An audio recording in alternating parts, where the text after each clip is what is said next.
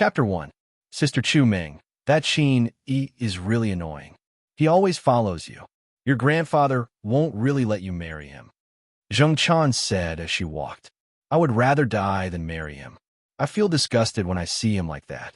Moreover, the Prince Charming in my heart is the longevity, immortal, venerable. I want to marry a man like him. When it comes to the words longevity, immortal, venerable, Chu Ming's eyes flashed with a trace of obsession. Xiao Chan, go to the big stone and change into clean clothes first. You were so careless that you fell into the water and got wet all over. It's autumn and it's cold. Don't catch a cold. I'll go there and watch for you. Hearing Chu Ming's words, Zheng Chan shook her head speechlessly. There is no such thing as longevity, immortal, venerable. That's just a story made up by your grandfather. As if to confirm the woman's words, a gust of autumn wind blew over, sweeping away the withered leaves on the ground, revealing the yellow soil. He didn't know if it was a miracle, but the soil suddenly loosened and slowly lifted up a mound. A head came out of the soil, with a lazy voice as if just waking up. It's a new world. I don't know if those friends are still in the world. He muttered and pulled away the clods on his body. When he looked up, he saw a beautiful woman, hurrying to the back of the big stone and then unbuttoning her wet shirt, ready to put on the clean clothes in her hand. Oh my God, what is she going to do? How could she take off her clothes in broad daylight? And in front of me, she's too open. Li Changxing stared and saw that the woman took off her upper shirt and reached out to unbutton it. She didn't seem to notice the appearance of Li Changxing at all. This, girl, it's not good to do it in broad daylight. Li Changxing kindly reminded her. Suddenly, the atmosphere was tense. The woman was dumbfounded. And then, rogue. With lightning speed, she put on a clean half-sleeve shirt and fled into the distance with her face covered. I won't scare the little girl, will I? Li Changxing touched his nose with a helpless expression. He didn't expect to see such a scene when he opened his eyes. As an immortal cultivator, Li Changxing felt very helpless. Other cultivators would either cultivate an immortal body and become immortal, or fail to pass the tribulation and die. However, he awkwardly failed 98 times. He did not become an immortal, nor did he die. This was his 99th time. Every time it failed, it had to sleep to repair the damage, just like animals hibernating. The last time I failed to transcend my tribulation was in the early 80s. I wake up at a different time every time. I don't even know what year it is now. Just as Li Changxing was thinking, an angry voice rang out.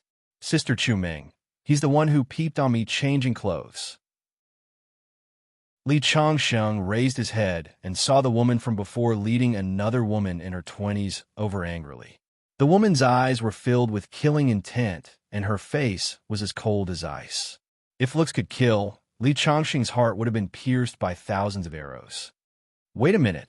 Who gave you the necklace on your neck? Li Changxing saw that the necklace on her neck was very familiar. He suddenly remembered that he had given it to one of his followers. My grandfather gave it to me. What about it? Chu Ming said coldly. Is your grandfather called Chu Yaotian? You know my grandfather? Chu Ming's eyes were filled with doubt. Yes. Li Changxing nodded. Every time he failed, he had to experience the world of mortals. Chu Yaotian was one of his followers in his previous life. The Chu clan should have moved here 30 years ago. Actually, the reason why the Chu clan settled down here is entirely because of me. Nonsense. When Chu Ming heard her grandfather's name, she was stunned for a moment. Now that she heard the other party say that 30 years ago, her grandfather looked like he was in his 20s, and that the Chu clan had settled down in the Nine Emperors Mountain because of him, it was obviously nonsense. The Chu clan settled here because of the benefactor of the Chu clan, who was also her idol. Bah, you're not only a hooligan, you're also a liar. See if I don't teach you a lesson. Chu Ming snorted coldly. She shot forward like an arrow and directly punched Li Changxing's face. Voila! The force was not small. The friction between the fist and the air actually caused a sonic boom. No wonder he dared to speak up for the woman just now. He was actually a martial artist. However, Li Changxing's face did not show any signs of panic. Although the 9th cycle of divinity and devil would lose all their cultivation after each failure, the benefits were obvious. After each lightning tribulation, the body would be more than 10 times stronger than before. Li Changsheng had just come back to life and did not have any true yuan in his body. However, his body was unimaginably strong. Even bullets could not hurt him. Moreover, as an old monster who had lived for so many years, Li Changsheng's battle experience was extremely rich. Although Chu Meng was young and strong, she was not qualified to hurt Li Changsheng. Whoosh! Chu Meng's fist was very sharp. Li Changsheng's body slightly tilted, dodging her fist while reaching out to grab her wrist. Chu Meng did not think that her opponent would be able to break her move. Her eyes were slightly surprised. However, she immediately turned around and kicked Li Changsheng's chest. Facing Chu Meng's kick, Li Changsheng did not dodge. Instead, he directly met her foot with a fist. Bang! A light sound rang out. Chu Meng pulled back and shook her foot. Her brows were slightly furrowed. She was not used to it. Li Changsheng also took 2 steps back after exchanging blows with Chu Meng. He could not help but bitterly smile. He had just come back to life and did not have time to cultivate. He was actually kicked back by a girl. Oof. I thought you were an expert. So this is all you have. Being hit by Li Changsheng on the sole of her foot still made her feel a little numb. However, seeing that Li Changsheng was also kicked back 2 steps by her, her heart immediately filled with boundless confidence. Chapter 2. Chu Meng was born in a martial arts family. Although her waist and arms were as thin as a weak woman's, she could fight against 10 strong men. When Li Changsheng dodged her punch, she thought that she had met an expert. But when she saw Li Changsheng take 2 steps back, her confidence increased. After getting used to her numb feet, she once again raised her leg and attacked Li Changsheng. This time, she clearly didn't underestimate Li Changsheng. Her attacks were much more ferocious than before. Li Changsheng didn't panic. Every time she attacked, he would use his past experience to resolve it. After all, the opponent was a woman, so it wasn't good to be too heavy-handed. But half a minute later, he saw that Chu Meng was still lively. Not only was she not tired, her attacks were like a storm. Li Changsheng heard that she was the granddaughter of an old friend, so he deliberately went easy on her. But the other party didn't give up, which made him impatient. If you don't stop, then I won't be polite anymore, Li Changsheng said. What answered him was another ferocious high kick. This time, Li Changsheng grabbed his opponent's ankle with a backhand and pointed at her leg with a finger. Ah! Chu Meng cried out in alarm. She felt an intense pain coming from her leg when Li Changsheng's finger touched her leg. It was as if she had been pricked by a needle. At the same time, Li Changsheng loosened his grip, causing her to stumble back 5 steps. Then, with a plop, she sat on the ground. A gentle finger was like a steel needle. Isn't this the internal strength that Grandpa talked about? Chu Meng's face was filled with shock. Wushu experts had the title of internal strength. They could split stones and looked incomparably ferocious, but they paled in comparison to internal strength experts. Internal strength experts could release their internal strength into the enemy's body and destroy the enemy's flesh and internal organs. Sometimes a light punch would appear unharmed, but in reality, the internal organs would be shattered. In the early years of the Republic of China, there was a martial scholar who demonstrated the power of internal strength. He punched a willow tree. At that time, the willow tree didn't seem to have any reaction. But 3 days later, the entire willow tree withered. When the bark was peeled off, one would find that the trunk had been completely shattered. Just now, Li Changsheng's light punch had made Chu Meng feel numb. She was certain that this was the legendary internal strength. Her beautiful face was filled with shock. She fell to the ground. She didn't care about how sorry she looked right now. She stared at Li Changsheng and asked, "You've cultivated internal strength?" Li Changsheng didn't answer Chu Meng's question. Instead, he asked, "Where is Chu Yao Tian? Take me to see him." Chu Meng didn't know why this young man was looking for her grandpa, but she wasn't stupid. Since he was an internal strength expert, he might be her grandpa's enemy. So she bit her lips and shook her head. "I don't know. Even if you beat me to death, I won't tell you." "I'll beat you to death." Li Changsheng was completely speechless. Why was she talking like he was a bad guy? Who dares to hurt my Chu Meng? At this moment, a loud shout came. A group of people walked over, led by a handsome young man. He ran over to help Chu Meng up, but Chu Meng gently moved her body to the side. She looked at the man with a bit of disgust. For Chu Meng's reaction, the man seemed to have expected it. He turned his head and stared at Li Changsheng fiercely. How dare you? You even dare to touch my woman? Qin, don't talk nonsense. I'm not your woman. Chu Meng said unhappily, but Qin acted as if he didn't hear her. He said proudly, Boy, kneel down and apologize to Chu Meng immediately. Otherwise, I'll break your legs. Qin, he was Chu Meng's pursuer. He always wanted to show off in front of Chu Meng, but he never had the chance. Now, he finally met a bold guy. He was very happy. Facing Qin, Li Changsheng didn't have any extra expression. He just said, Get out of my way. I have something to ask her. What did you say? Qin, he doubted his ears. This guy not only dared to challenge him, but also asked him to get out of his way. Did he eat a leopard's guts? Qin, he was a very famous person in Qingzhou. Without waiting for Qin to speak, the people behind him shouted, Boy, you're blind. Talking to our young master Qin like that. You're looking for death. Our young master Qin is a member of the school's taekwondo club. He can break 6 boards with 1 kick. Yeah, our young master Qin broke at least 8 out of 10 legs. You're finished. Hearing the comments of the people behind him, Qin became even more proud. To be able to become one of the 4 young masters of the school, he relied not only on his wealth, but also on his fists. Many people looked at Li Changsheng with pity. Qin was famous for taking revenge for the smallest grievance. Just because Li Changsheng said, Get out of my way, his legs must be broken today. Boy, did you hear what they said? Now kneel down and beg for mercy. Maybe I'll be happy and forgive you. Qin looked at Li Changsheng with a sneer. He originally thought that after hearing his name, Li Changsheng would be so scared that his legs would tremble.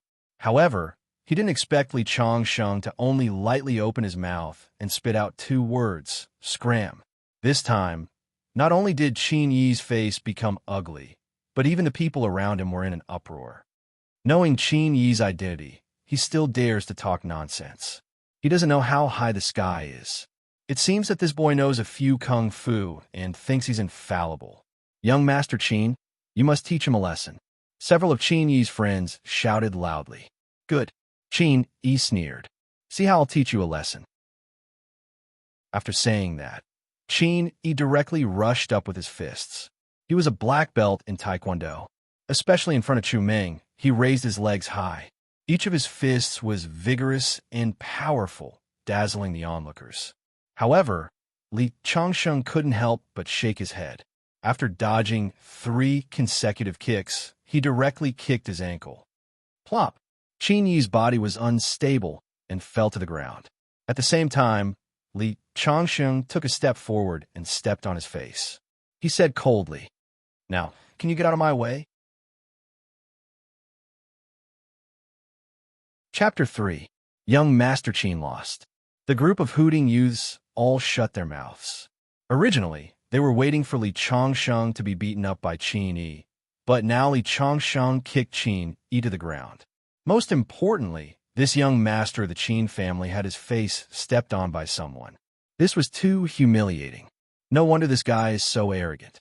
It turns out that he has real martial arts. Not all of the people present were Qin Yi's friends. Most of them were students in school and didn't have a good impression of Qin Yi. I'm young Master Qin. How dare you treat me like this? My father won't let you go. Qin Yi stared at him with red eyes. He couldn't wait to tear this abominable guy into pieces. However, he couldn't because his face was rubbing against the soles of Qin Yi's shoes. On the other side was the ground covered with sand and stones. Humiliation, shame, anger, hatred. It's hard to imagine a person with so many emotions in his eyes at the same time. At this moment, Qin Yi did it. What a waste. Li Changsheng kicked Qin Yi to the side. Young Master Qin covered his face and got up from the ground. When he saw the screen of his phone was broken into a spider web, he had to give up the idea of calling people. He stared at Li Changsheng fiercely. My father is at the foot of the mountain. Wait for me if you dare. After that, He didn't wait for Li Changsheng to speak and ran down the mountain. After running for a while, he saw that Li Changsheng didn't chase after him. He breathed a sigh of relief and continued to run down the mountain. Qin Yi's face was full of blood. He ran down the mountain panting. He didn't know how many times he fell. There was a huge manor at the foot of the mountain. It was jokingly called Chu Mansion by the people of Qingzhou. It was the residence of Chu Yaotian, the big boss of Chuzhou City. At this moment, in the hall of Chu Mansion, two men were sitting opposite each other. One was in his 60s. He looked very elegant. He was the famous Chu Yaotian in Qingzhou. Opposite him was a middle-aged man. He sat there and gave people a sense of momentum. Behind a middle-aged man stood a row of imposing bodyguards. At first glance, one could tell that he was the kind of person who had real strength, and not those who were just for show. Qin Yi ran all the way to the gate of the manor. Two brawny men in suits were standing guard at the entrance. After seeing Qin Yi, he was surprised. "Young master, what's wrong? Did he fall from the mountain? Cut off your *King head." Qin Yi was angry at the moment, and he didn't have a good face for his own bodyguard. He cursed loudly and asked, "Is my father inside? Take me to him." The bodyguard looked hesitant.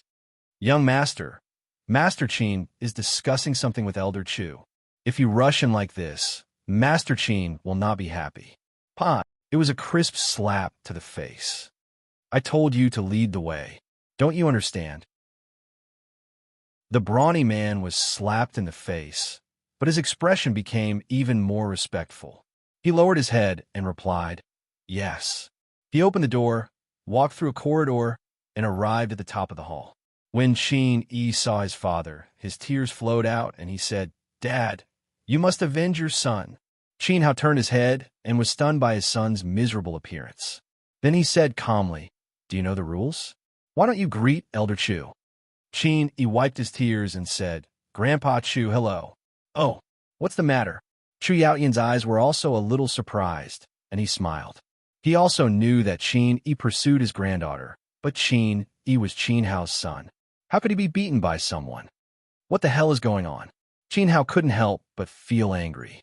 Just now, he and Chu Yaotian praised his son. He didn't expect his son to appear in such an image in a twinkling of an eye. Someone bullied Chu Meng on the mountain. I helped Chu Meng. As a result, the guy was too cruel. Qin Yi cried with snot and tears. After listening, Qin Hao's face was completely gloomy. What a waste! Qin Hao snorted coldly. However, when he heard that the other party was trying to protect Chu Meng, his face became slightly better. He said to a subordinate behind him, "Suke, go. You and the young master go up the mountain and see. The other party dared to beat my son, Qin Hao." After saying that, the subordinate behind him answered and went out. A trace of pride flashed across Qin Yi's face. He was very clear about the strength of his father's subordinates. "Then, Dad, I'll go first." As he spoke, he led the bodyguard outside aggressively, determined to avenge his humiliation. After Qin Yi left, Qin Hao looked at Chu Yaotian apologetically. "Elder Chu, I'm sorry." Chu Yaotian chuckled, picked up the teacup, and took a sip. "It's okay, but can your bodyguard go alone? Mount Jihua is my territory. Do you want me to send a few more people to take a look?" Qin Hao hurriedly shook his head. "No, my bodyguard used to be a soldier king. He helped me solve a lot of problems and has never failed. Elder Chu, you can rest assured that there is no one in Qingzhou that he can't handle." "Is that so?" Chu Yaotian drank the tea in the cup, but the corner of his mouth showed a bit of disdain.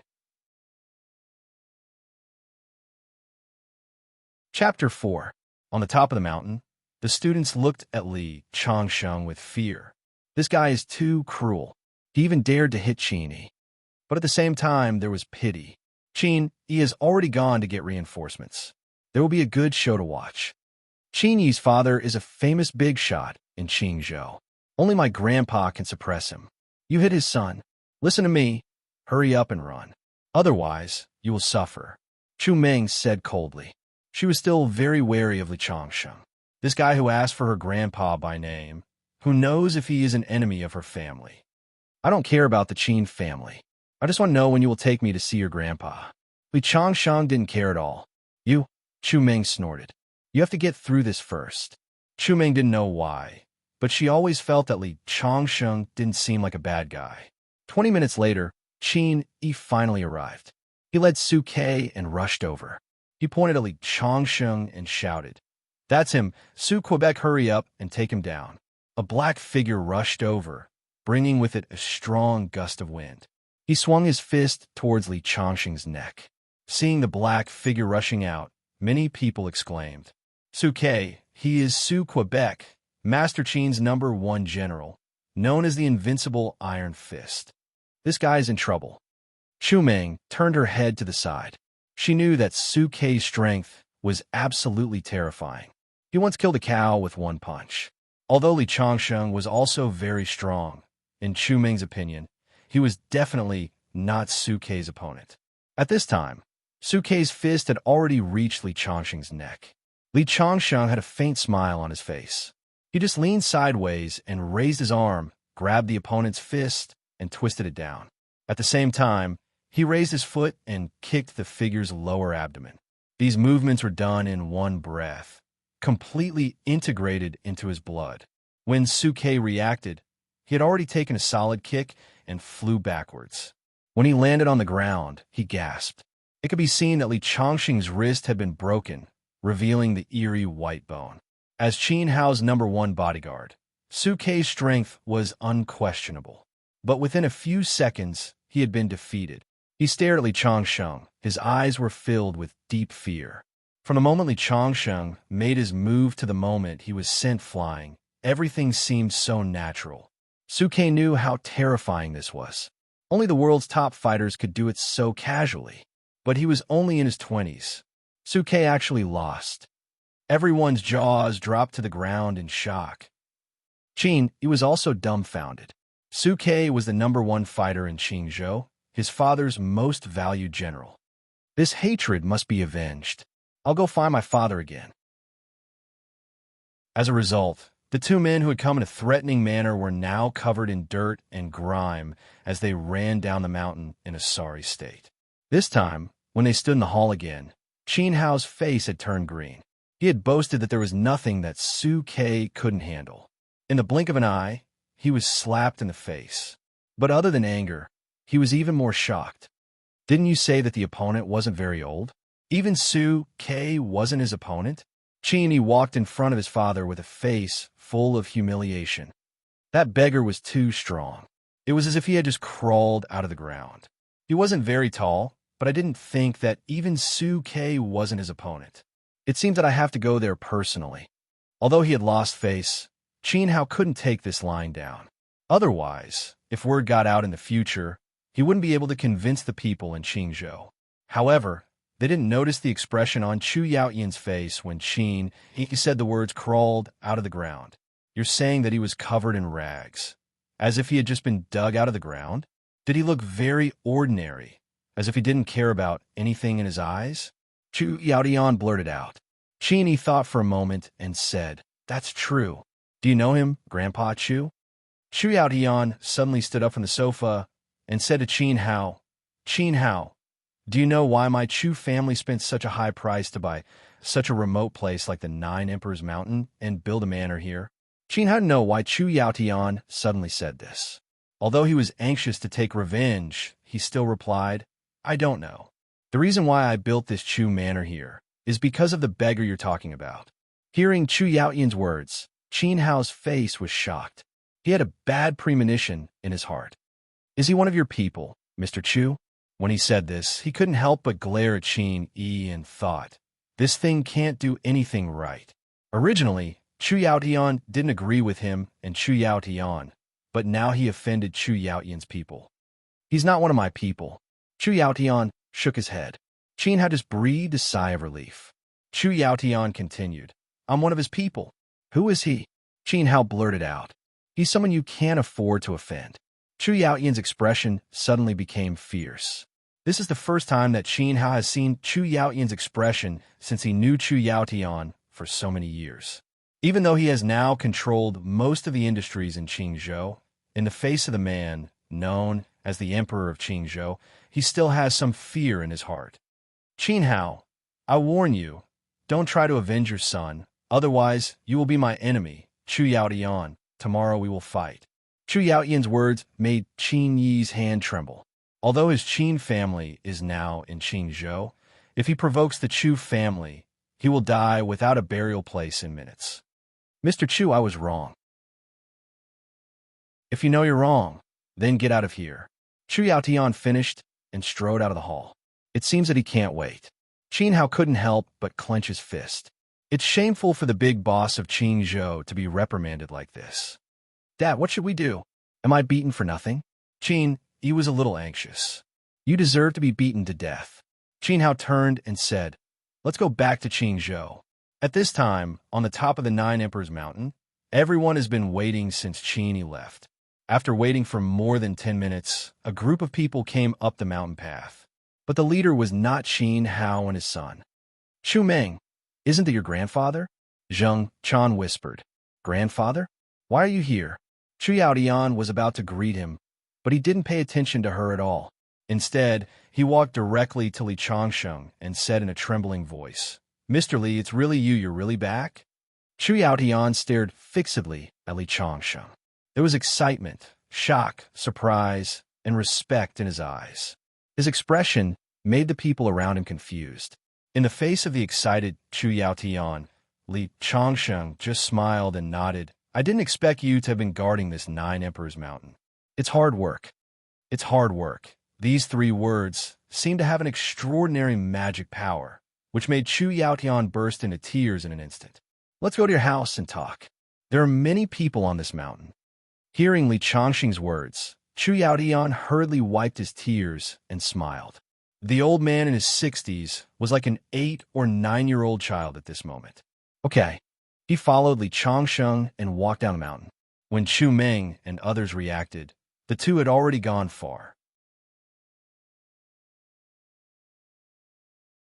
Chapter 5. It's 2016 now. I've been sleeping for 30 years. Inside the Chu family's villa, Li Changsheng sighed as he sat on the sofa. As for Chu Yaotian, he stood there respectfully with his back bent. He looked like an old servant. If this scene was seen by the big shots in the upper-class circle of Qingzhou, they would definitely be scared out of their wits. Chu Yaotian, who was like a retired emperor, respectfully addressed him as Elder Chu. But now, he was actually willing to be a servant to a young man. Benefactor, you really came back.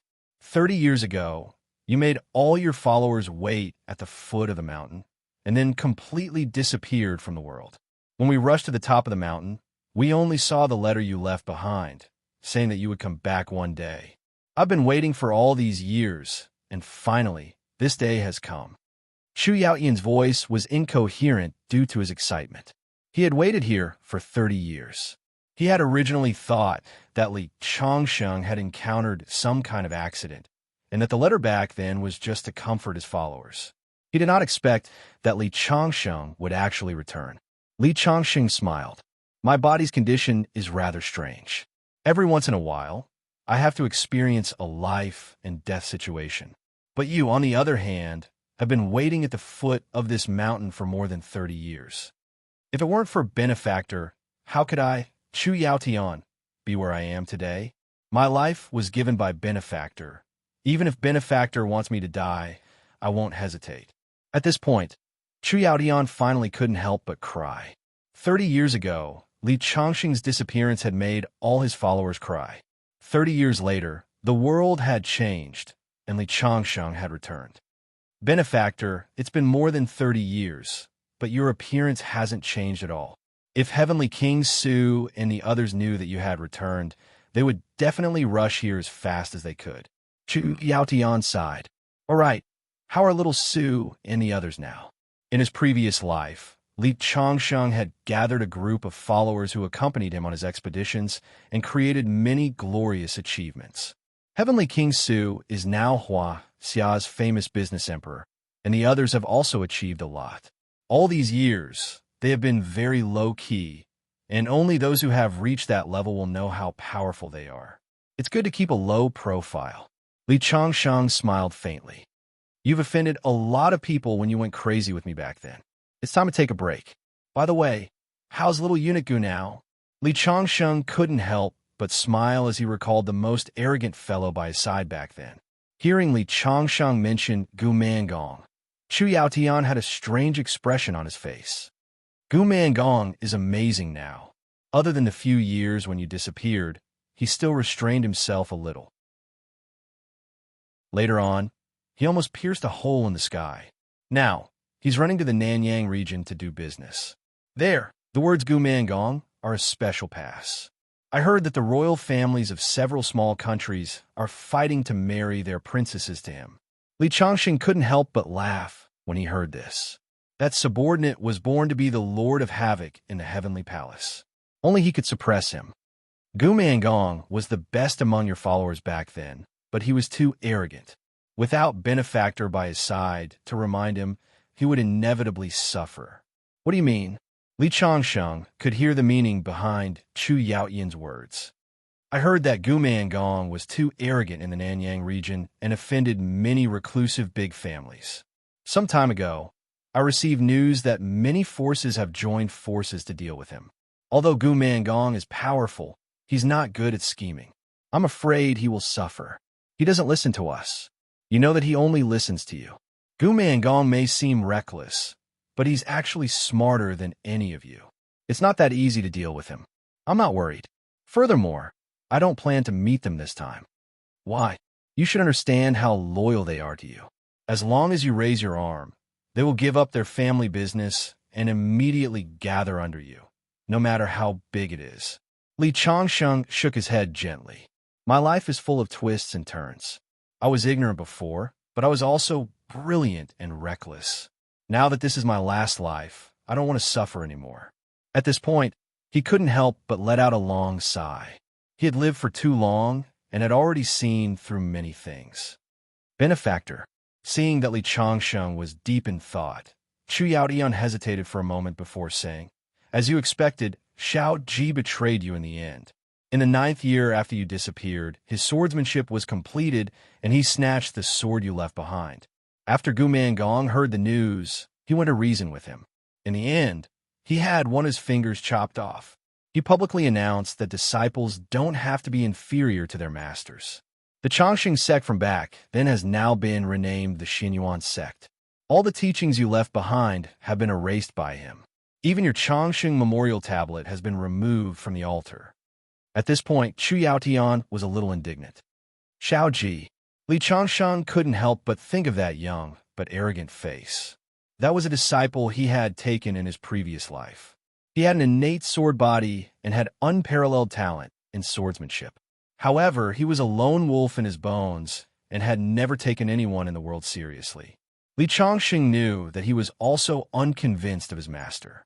As expected, after Li Changsheng had fallen into a deep slumber, he had betrayed his master and wanted to establish his own orthodoxy to surpass his master, Li Changsheng.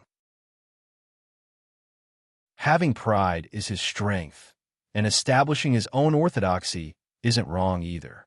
However, he shouldn't have betrayed his master and denied everything about me. Without me, he wouldn't have become who he is. Furthermore, that treasured sword is my life item. It's very important to me. He snatched it away forcefully. It seems that he really doesn't take me, his master, seriously. Li Changxing let out a long sigh. His only disciple still held a very important position in his heart. When he first saw him, he actually knew that with his personality, this day would eventually come. However, because he cherished talent, he still chose to take him as his disciple. He wanted to use the favor of teaching him, but in the end, he still failed. A disciple doesn't need to be inferior to his master? Li Changsheng smiled and shook his head. Back then, Ji Lushui had just stepped into the threshold of martial arts. How could he know how strong his master was? Where is Ji Lushui now? That sword is very important to me. I have to get it back. Moreover, I want him to understand that he, as a disciple, will never be inferior to his master. Hearing Li Changxing's words, Chu Yaotian hurriedly replied, He changed the name of your Changshang sect to Xinyuan sect. Later, he swept through all the major sects and finally became the sword god. After that, he disappeared from the eyes of the world together with the Xinyuan sect. However, I've been tracking down news about him all these years. The last time he appeared was at Qingzhou University. It seemed that he was looking for something. The surname Ji is the surname of the ancient Yellow Emperor Xinyuan. Ji Lushui is an orphan. He has always thought that he is the descendant of the Yellow Emperor Xinyuan. He should be searching for the mystery of his origin. Since the last time he appeared was at Qingzhou University, then I will go to Qingzhou University to take a look. Help me arrange it. After Li Changsheng finished speaking, Chu Yaotian immediately nodded. The principal of Qingzhou University is my student. I will go and arrange it.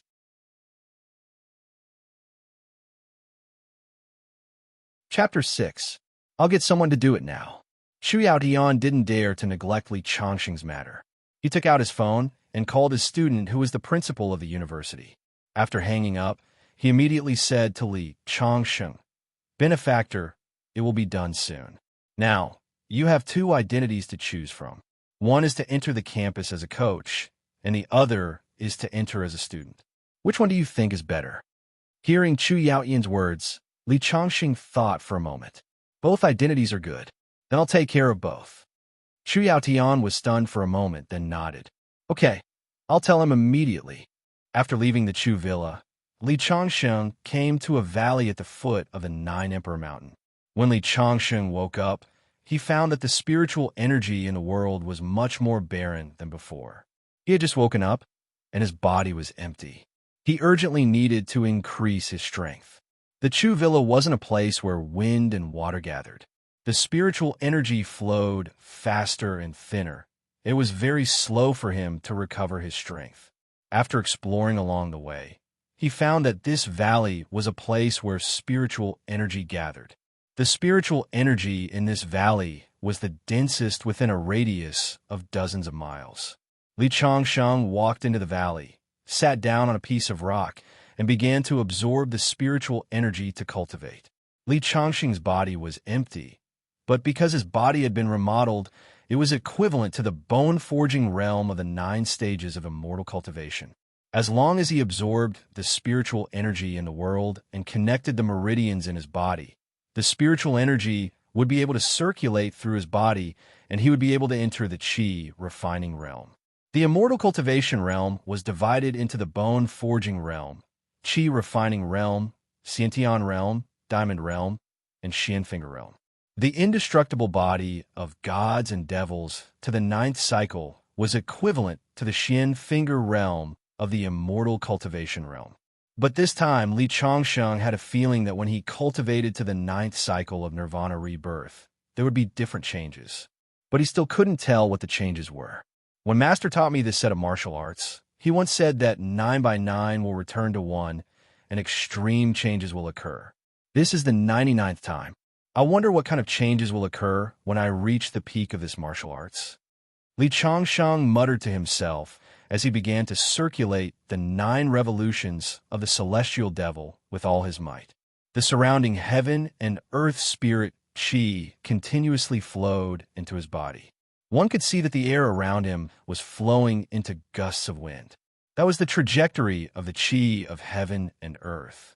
There was no sun or moon in the mountain, so one could not feel the passage of time while cultivating. When Li Changsheng opened his eyes, it was already the next morning. He stood up and walked towards the Chu family's villa again. A few minutes after he left, the blue stone he was sitting on cracked like a spider web and finally turned into countless broken stones. Chu Meng had already gone to school by the time he returned to the Chu villa. Chu Yaotian handed a folder to Li Changsheng. The folder contained a bank card, a new ID card, and Qingzhou University's acceptance letter. Chu Yaotian told Li Changsheng that his student wouldn't be at school for the next few days, but Li Changsheng would be able to go to school directly because everything had been arranged. Chu Yaotian drove Li Changsheng to school. Li Changsheng asked him to leave first while he went to handle the admission procedures. Then he took the letter of appointment that Chu Yaotian had given him and went to look for the relevant teachers. "Please come in." When Li Changsheng knocked on the door, a woman's voice came from inside. He opened the door and walked in. He saw a young woman in uniform with her head lowered as she checked a pile of documents on the desk. The woman was about 25 or 26 years old. She was very beautiful and made people's eyes light up. When she signed her name on a document, she raised her head. "What can I do for you, student?" Li Changsheng looked about 18 or 19 years old, so she instinctively thought that he was a student of the school. "Excuse me, are you teacher Su Jing?" Li Changsheng asked the guard when he came in. The guard told him that this should be the office. "That's right." Su Jing nodded. "That's right." Li Changsheng handed the letter of appointment to Su Jing and said, "I'm the school's newly hired combat coach. My name is Li Changsheng." Li Changsheng? Su Jing frowned. She was in charge of the school's combat team. Recently, because they were going to participate in a national high school combat competition, the combat coaches in the school were not up to the job, so they had to hire a coach from outside. But she never thought that the person they hired would be a young kid. Are you kidding me? Although the fighting coaches in the school are not competent for this job, they have at least won some championship. But this young boy doesn't look like a fighting expert at all. Su Jing was speechless. This combat competition was very important to the members of Qingzhou University's combat team. The school hiring such a person, was this not a joke? Immediately, Su Jing called the relevant person in charge of the school.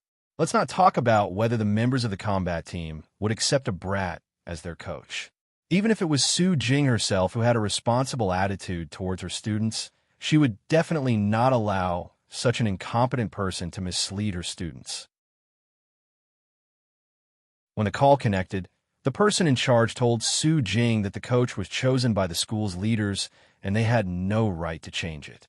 So he got in through the back door. After Su Jing hung up the phone, she looked at Li Changsheng with an unfriendly face. She was in charge of the combat team. She was an expert martial arts enthusiast. From her point of view, Li Changsheng did not look like someone who knew martial arts. He stood there loosely, without any muscles on his body.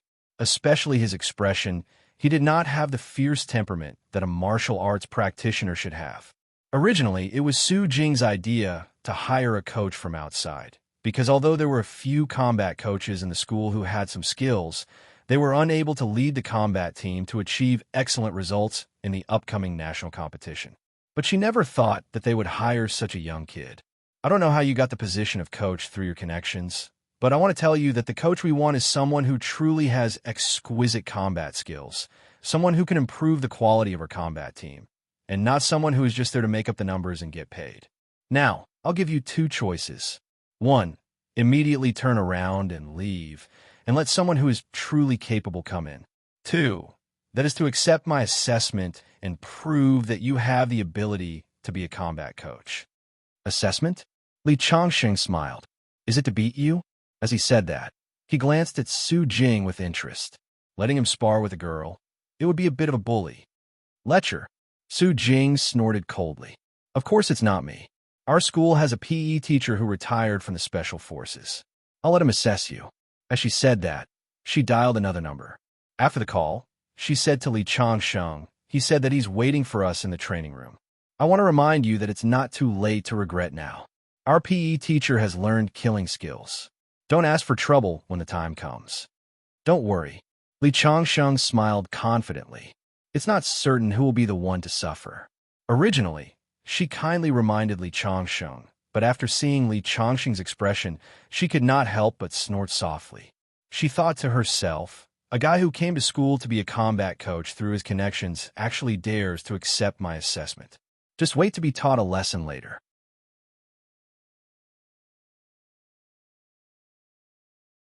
Chapter 7. Thinking of this, Su Jing sneered and ignored Li Changsheng. She pushed open the office door and walked out. Just now, she had only thought that Li Changsheng was still young and that if her colleague were to make a move, he would definitely be beaten black and blue. But thinking about it from another perspective, it was this guy who didn't know what was good for him and wanted to be a combat coach.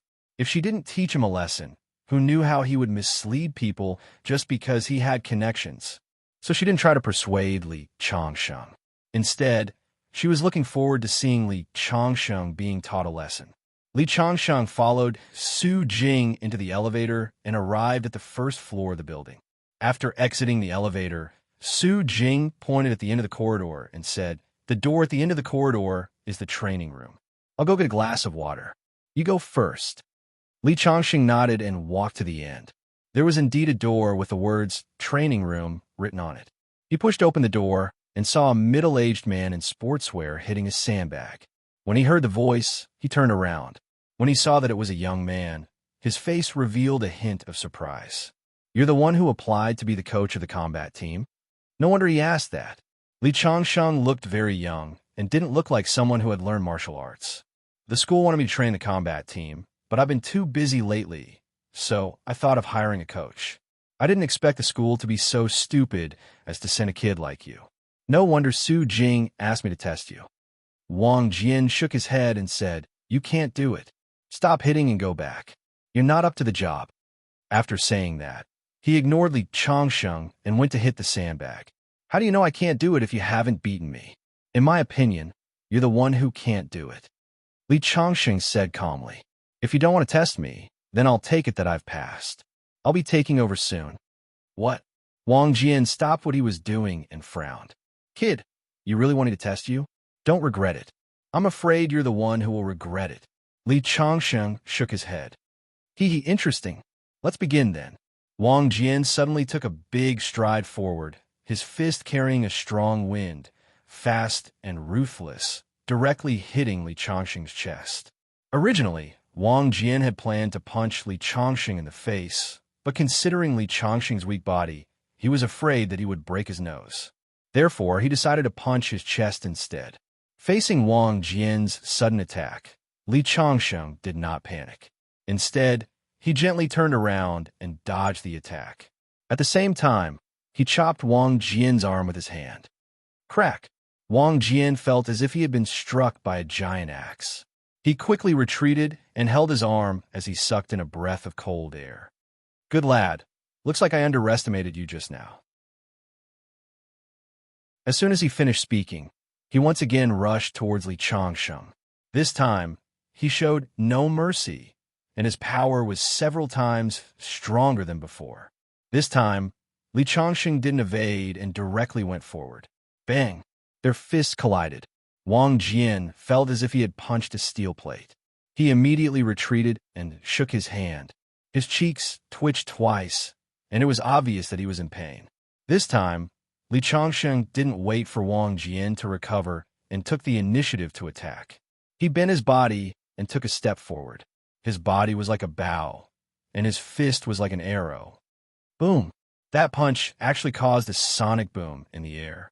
In his previous life, Li Changsheng was a mighty primordial spirit realm expert. He could blow up a tank with a punch, and even missiles couldn't break through his physical defense.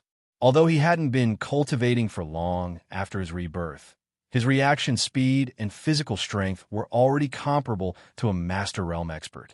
That was the difference in the nature of the cultivation method. Li Changxing's cultivation method was equivalent to a sharp knife, while others were equivalent to holding a wooden stick. With the same strength, a wooden stick would at most break a few bones, but a knife would take away a person's life. Li Changxing's fist carried a strong wind, and Wang Jian's face suddenly changed. He already knew that Li Changxing wasn't an ordinary person after 2 exchanges. He didn't dare to take it head-on. He hurriedly went behind a sandbag and pushed it, trying to cushion Li Changxing's attack. Unexpectedly, facing the oncoming sandbag, Li Changxing's entire body suddenly leaped up, and with the momentum, he threw a punch. That punch was extremely powerful, and it landed directly on the sandbag. Bang! The entire room seemed to have been struck by thunder. That sandbag, which was as tall as a person, exploded under Li Changxing's punch. Countless iron sand splattered everywhere. Wang Jian had just breathed a sigh of relief, but he didn't expect Li Changxing's punch to be so powerful that it could explode the sandbag. His body was hit by the iron sand coming at him, and he took a few steps back. When he finally regained his balance, he saw that there were several bloody marks on his face from the iron sand. Some of them were even bleeding. Bada! Su Jing, who just came in with a glass of water, was stunned when she opened the door. The glass in her hand fell to the ground. "You actually exploded the sandbag?" Su Jing just happened to witness the scene of Li Changsheng exploding the sandbag. She was shocked beyond words. I'm really sorry for destroying the school property, Li Changsheng said lightly. On the other side, Wang Jian couldn't care less about the wounds on his face. He clapped his hands and said, "Good, good. I met a real expert today." Wang Jian found some tissue paper and wiped the blood on his face. He looked at Li Changsheng with admiration. "Now, did I pass the test?" Li Changsheng smiled at Su Jing. "Yes, you did." Su Jing was already dumbfounded at the moment. She answered subconsciously. Wang Jian had already walked over excitedly. "My friend, was your last move the bursting fist to the Xingyi fist?" Back in the day, the Xingyi fist grandmaster was half a step away from conquering the world with the bursting fist. It was said that the most powerful move was to knock down a wall with one punch. The move you just used to explode the sandbag is not inferior to the grandmaster level. It was no wonder that Wang Jian was so excited. There were many masters in the early years of the Republic of China, but in modern times, with the rise of firearms, Kung Fu had long declined. Even internal force warriors were like pandas, let alone masters of the Grandmaster realm. "You can say that." Li Changsheng smiled. His strength was indeed similar to a Grandmaster, but with the strength of his immortal cultivation, there were no Grandmasters who could defeat him. "Since you can defeat me, you are qualified to teach the combat team. With your guidance, the combat team will definitely achieve excellent results in the national tournament." Wang Jian was very optimistic about Li Changsheng. "You flatter me. You flatter me." Li Changsheng couldn't stand his enthusiasm. "May I know when I can meet my students?" Li Changsheng hurriedly changed the topic. He was afraid that Wang Jian would ask him to pay for the sandbag. He was a poor man now. "You can do it now. You are such a good coach. Of course they have to meet you as soon as possible. But these guys are like wild horses, not easy to tame. You have to be mentally prepared." Wang Jian said. Li Changsheng looked too young after all. It would be difficult for them to accept a guy who looked younger than them to teach them martial arts.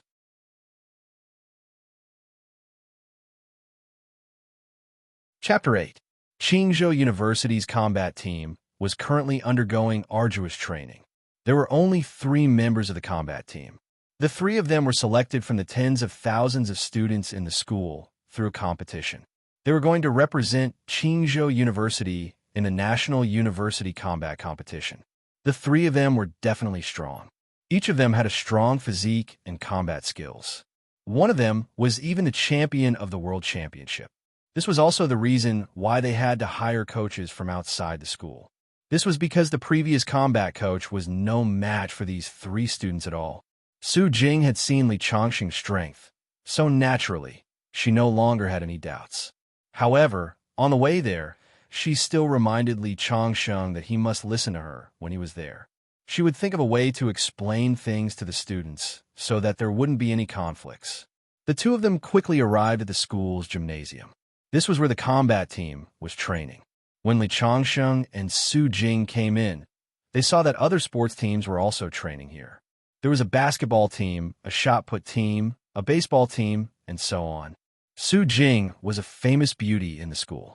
When Li Changsheng walked together with her, they immediately attracted the attention of many people. Everyone was guessing who this unfashionable young man was and how he could walk together with the famous Su Jing. Li Changsheng really didn't have time to buy clothes.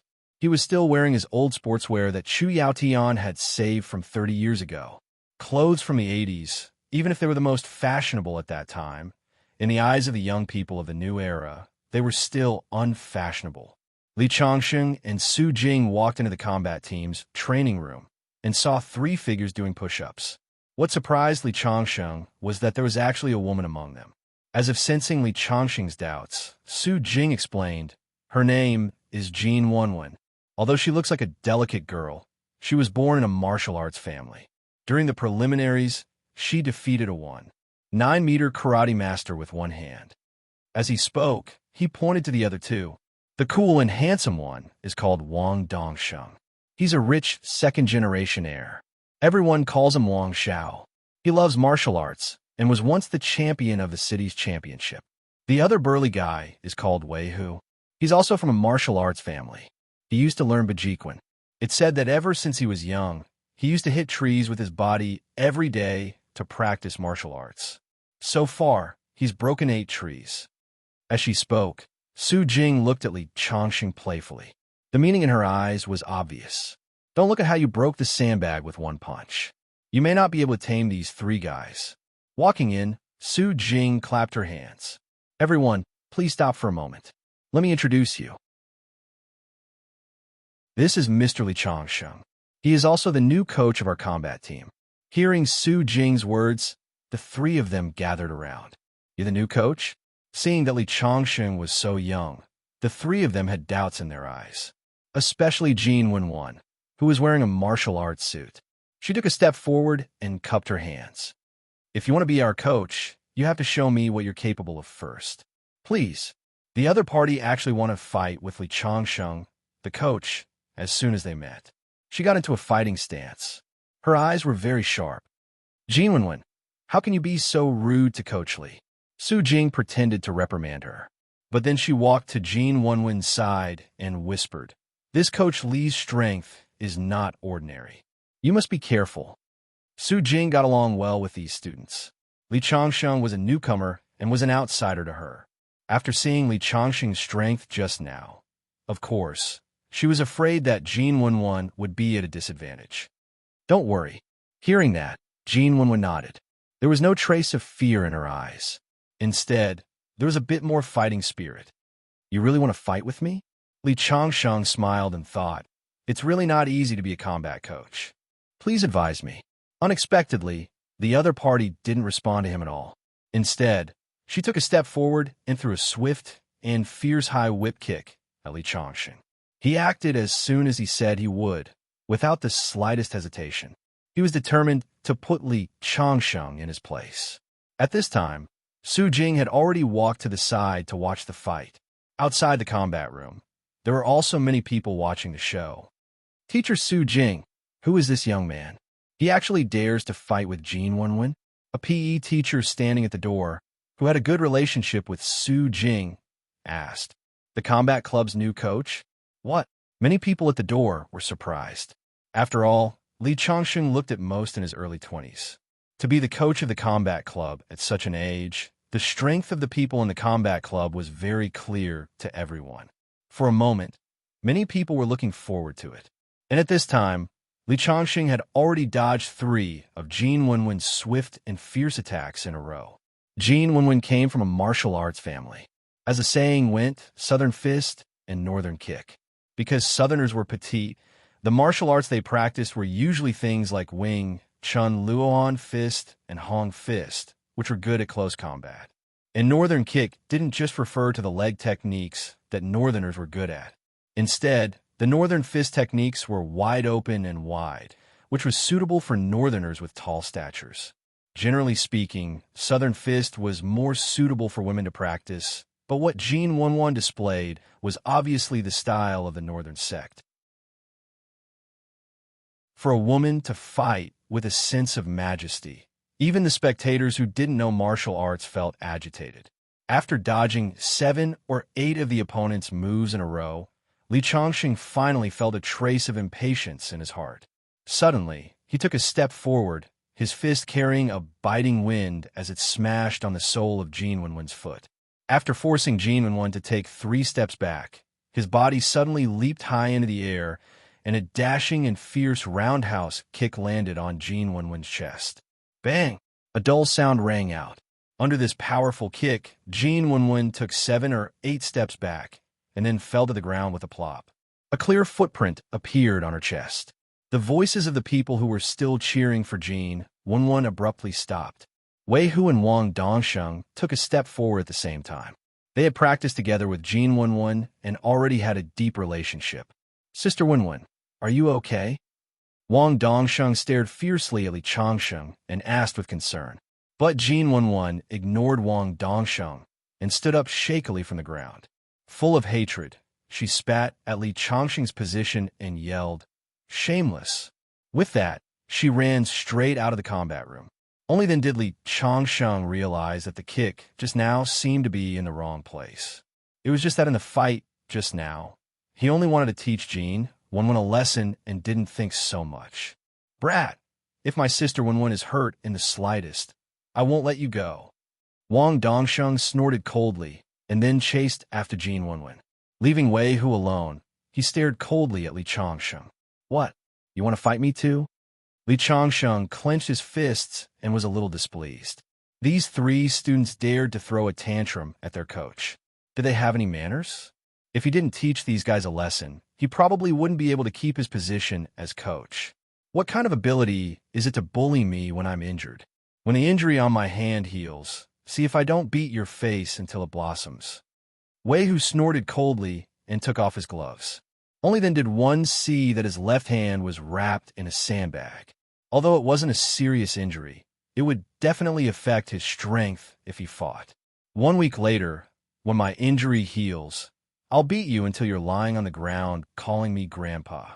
Wei Hu strode out of the combat room after he finished speaking. In the end, only Li Changsheng and Su Jing were left in the combat room. Su Jing also didn't expect things to end up like this. She looked at Li Changsheng with some hesitation and said, Coach Li, what do you think we should do? Li Changsheng rubbed his head and said, Isn't he going to challenge me in a week? When I beat them all down, they'll naturally become my students obediently. Hearing Li Changsheng's words, Su Jing sighed and muttered, If I didn't kick Jin Wenwen in the chest, how could she admit defeat so easily?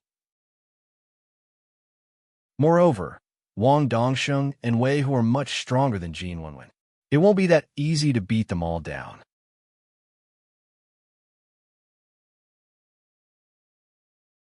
Chapter 9. After leaving the combat room, Li Changsheng went to the store in front of the school to buy some daily necessities before returning to his dormitory. Chu Yaodian had already helped Li Changsheng with the registration procedures, as the school had already started for some time. When Li Changsheng arrived at the dormitory, there was only a tall man engrossed in playing mobile games. Seeing Li Changsheng come in, he put down the phone and smiled at Li Changsheng. You are the new roommate, right? My name is Yang Fan. Hello, Li Changsheng. Li Changsheng smiled at him. Not long after the luggage was laid out, the other two roommates also came back. One of them was wearing thick glasses called Zhang Xiaofeng, who introduced himself as a science student. The other handsome guy was wearing branded clothes and was said to be a rich second generation, but he didn't have the arrogance of a rich second generation, especially when he smiled, revealing a mouth full of white teeth, giving people a feeling of sunshine. It was noon, and the science student Zhang Xiaofeng proposed to have a gathering to get to know each other. The rich second-generation Jiang Tao said that he was going to treat a school leader to a meal and introduce him to the three so that they could take care of each other in the future. Li Changsheng originally wanted to decline, but under the persuasion of Jiang Tao and the other two, he could only nod his head and agree. Jiang Tao drove a BMW 7 Series, which should be the extended version, looking very domineering. Driving the car in the school, the number of people who turned their heads along the way was extremely high. The four of them arrived at a big restaurant not far from the school. Soon, the school leader also came. It was said that he was the vice director of a department, surnamed Huang. He was in his 40s, was not tall, had an oily face, and had a beer belly. After Director Huang came, Jiang Tao took the initiative to introduce Li Changsheng and the other two. Director Huang just nodded slightly. As a university's department director, although he was only a vice director, he still held a lot of power. If it wasn't for Jiang Tao's father, he would never have come if a few students invited him to a meal. During the meal, Jiang Tao took the initiative to propose a toast to Director Huang. Obviously, this rich second generation had grown up in a business family and had been exposed to some business matters since he was young. A few words of flattery made Director Huang smile. Although Zhang Xiaofeng and Yang Fan weren't as good at speaking as Jiang Tao, they still tried their best to maintain the atmosphere and join the conversation. On the other hand, Li Changsheng sat there without saying a word. Occasionally, he would pick up his chopsticks and take a few bites of food. Even when Director Huang took the initiative to toast him with a glass of wine, he only nodded slightly. There was no expression of flattery on his face. Although Director Huang did not say anything, he was already shaking his head in his heart. After working in education for half his life and climbing up the ranks of the system, He had long formed his own set of evaluation standards. Although Jiang Tao was a rich second generation, he was obviously not a playboy. Zhang Xiaofeng was a science guy with a high IQ and a decent EQ. Although Yang Fan was slightly inferior, he was good at making jokes and easing the atmosphere. His eyesight was also good. In the future, he would definitely be liked by the leaders in society. Although he didn't have much ability, being a department head or something like that wouldn't be a problem. Only Li Changsheng was different. Director Huang looked at Li Changsheng again and found that he was still looking down. He immediately shook his head. This kind of person was honest and inarticulate. But in a bad way, he was stupid.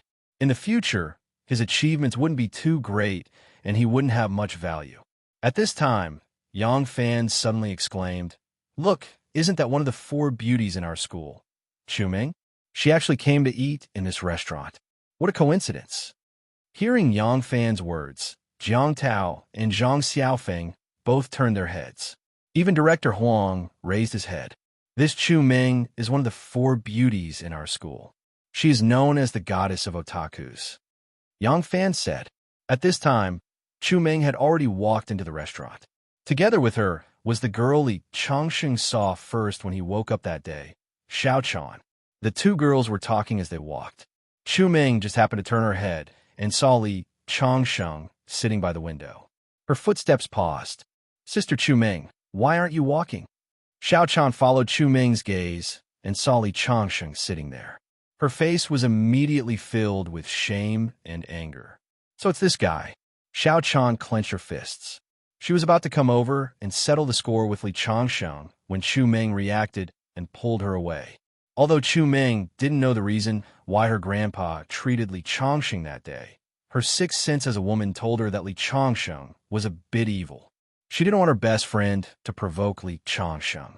After Chu Ming and Xiao Chan walked in, Jiang Tao and the others came back to their senses. At the same time, they looked at Li Changsheng with confusion. "She knows you." Even Director Huang revealed a look of curiosity. As the director of the school, he naturally knew Chu Ming's identity. Seeing everyone's gaze, Li Changsheng shook his head. "I don't know her." Hearing Li Changsheng's words, they all breathed a sigh of relief. "I knew it. Brother, you just came to the school. How could you know the beauty Chu?" "Yeah, Chu Ming is my goddess." The science guy, Yang Fan, looked at the direction Chu Ming disappeared in and reluctantly withdrew his gaze. You can only dream about it. Even young Master Qin, one of the 4 young masters of the school, doesn't catch her eye. You don't have a chance. Jiang Tao directly said from the side. "Really? Even young Master Qin doesn't have a chance?" It was obviously Yang Fan's first time hearing this news. "I heard that young Master Qin is the young master of the Qin group. His family is very rich, sitting on hundreds of billions of assets. He's also handsome, a typical tall, rich, and handsome man. Qin family's hundreds of billions of assets is nothing." Jiang Tao curled his lips.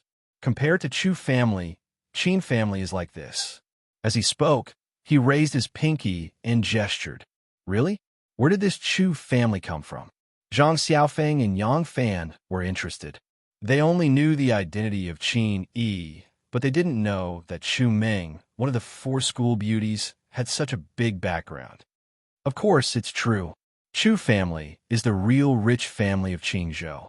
Director Huang suddenly said with a bit of emotion on his face.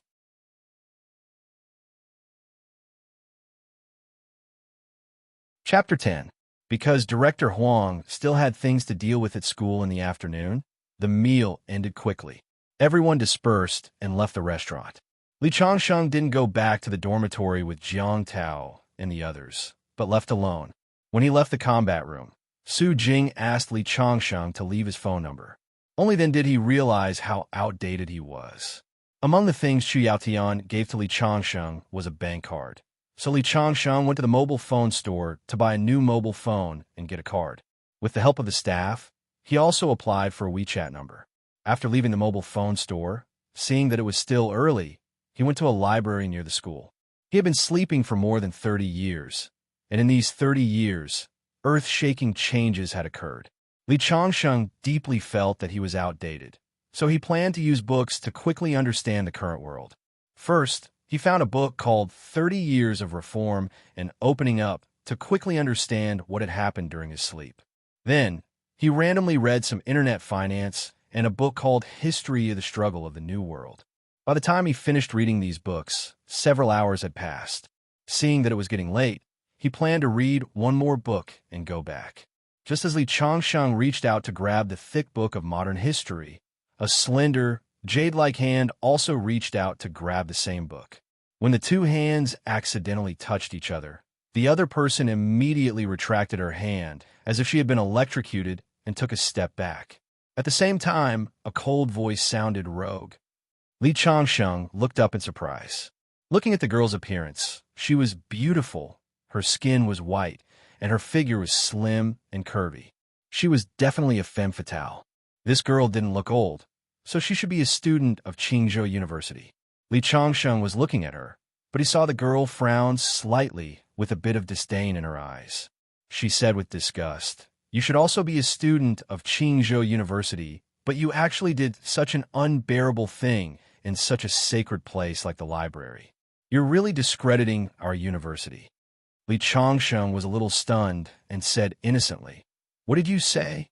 "Just now, I was the one who stretched my hand out first, and you stretch your hand out later. You were deliberately taking advantage of me." Li Changsheng knew that he had to strike first to gain the initiative, otherwise he would never be able to clear his name. "You're so thick-skinned." The woman's face turned cold. This guy is obviously trying to take advantage of me, yet he's still trying to play the blame game. Look at how old-fashioned he's dressed. One look, and I can tell that he's an otaku. Glaring at Li Changsheng with disgust, the girl turned around and walked down the stairs. Li Changsheng shook his head speechlessly. After the girl left, Li Changsheng continued to read for a while. When he felt that it was about time, he left the library as well. The library was not too far from the school, so Li Changsheng was too lazy to wait for the bus and walked all the way back. Just as they reached a secluded alley not far from the school, they suddenly heard someone screaming for help. Li Changsheng stopped in his tracks and saw a man grabbing a woman's hand in the alleyway, pulling and tugging at her. What a small world! Li Changsheng smiled bitterly, because the girl who was screaming for help was the girl from the library. "Situnan, let go of me, you bastard. If you dare to touch me, my boyfriend will not let you go." "Your boyfriend? Ha! You're talking about Ma Liang, right? He was just playing with you, but you took it seriously. Tell me, how much money did he give you?" "I, Situnan, will give you 10 times as long as you spend one night with me." "You bastard." The girl was furious and slapped Sitanan's face. Slap. It was obvious that he had used a lot of strength in this slap. When the slap landed, Situ-Nan was stunned for a moment, but he quickly reacted and his eyes became violet. "Lu Yao, how dare you hit me? Today, I'm going to rape you." As he spoke, he directly pressed the girl's body against the wall and reached out to tear off her clothes. "Excuse me, can you guys find a secluded place to continue? This will affect the city's appearance." Situ-Nan, who was originally in a frenzy, suddenly froze. He turned his head and saw a harmless face. His eyes suddenly revealed a fierce light. "My dad is the chairman of the Simon Group. If you don't want to die, then get the hell out of here." Li Changsheng couldn't help but roll his eyes. "Why don't you say your dad is Li Gang?" Although Li Changsheng wasn't a kind person, he didn't mind teaching this kind of trash who bullied women on the street a little lesson if he met Li Changsheng. So when the other party asked him to get the hell out, he didn't leave. Instead, he took a few steps forward. "Get the hell out? My teacher didn't teach me when I was young. Why don't you show me? You're looking for death." How could Situ-Nin not see that Li Changsheng was teasing him? He immediately let go of Lu Yao's collar and rushed towards Li Changsheng. He raised his fist and punched. Although this guy's body was hollowed out by alcohol and women, he obviously practiced taekwondo and other fancy martial arts. His punch was quite powerful. Unfortunately, he met Li Changsheng. When his fist came over, Li Changsheng just gently turned around and dodged his fist. At the same time, he kicked out with a kick in the groin. Bang! Then, this arrogant guy who wanted to commit violence on the street let out an extremely ecstatic wail. Then he covered his crotch and squatted down, tears of grievance flowing out of his eyes due to the pain. "You're too much. You actually kicked here. Let's go. What are you waiting for?" Did you enjoy the process just now and want to continue? If that's the case, then I won't bother you. Li Changsheng looked at the girl with a playful expression. The girl blushed and followed Li Changsheng step by step. After walking a few hundred meters, she said weakly, "Thank you. You're welcome. It's nothing." Li Changsheng waved his hand. At this time, the two had already walked to the school gate. "I'll buy you something," the girl suddenly said. Without waiting for Li Changsheng to speak, she ran to the supermarket nearby. A few minutes later, she came out with a big bag of things and handed it to Li Changsheng. "Take this as my thanks for saving my life." With that, she directly stuffed the things into Li Changsheng's hand and waved at Li Changsheng. "Goodbye. I have an elective class in the afternoon."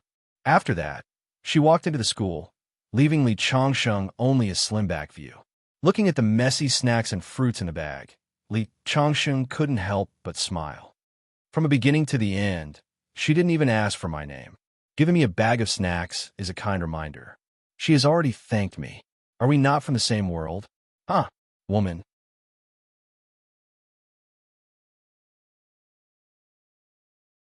Chapter 11. He lifted the heavy pile of snacks in his hand. Although this melodramatic hero, saving the damsel in distress, didn't develop according to the melodramatic plot, it was still a reward for his hard work.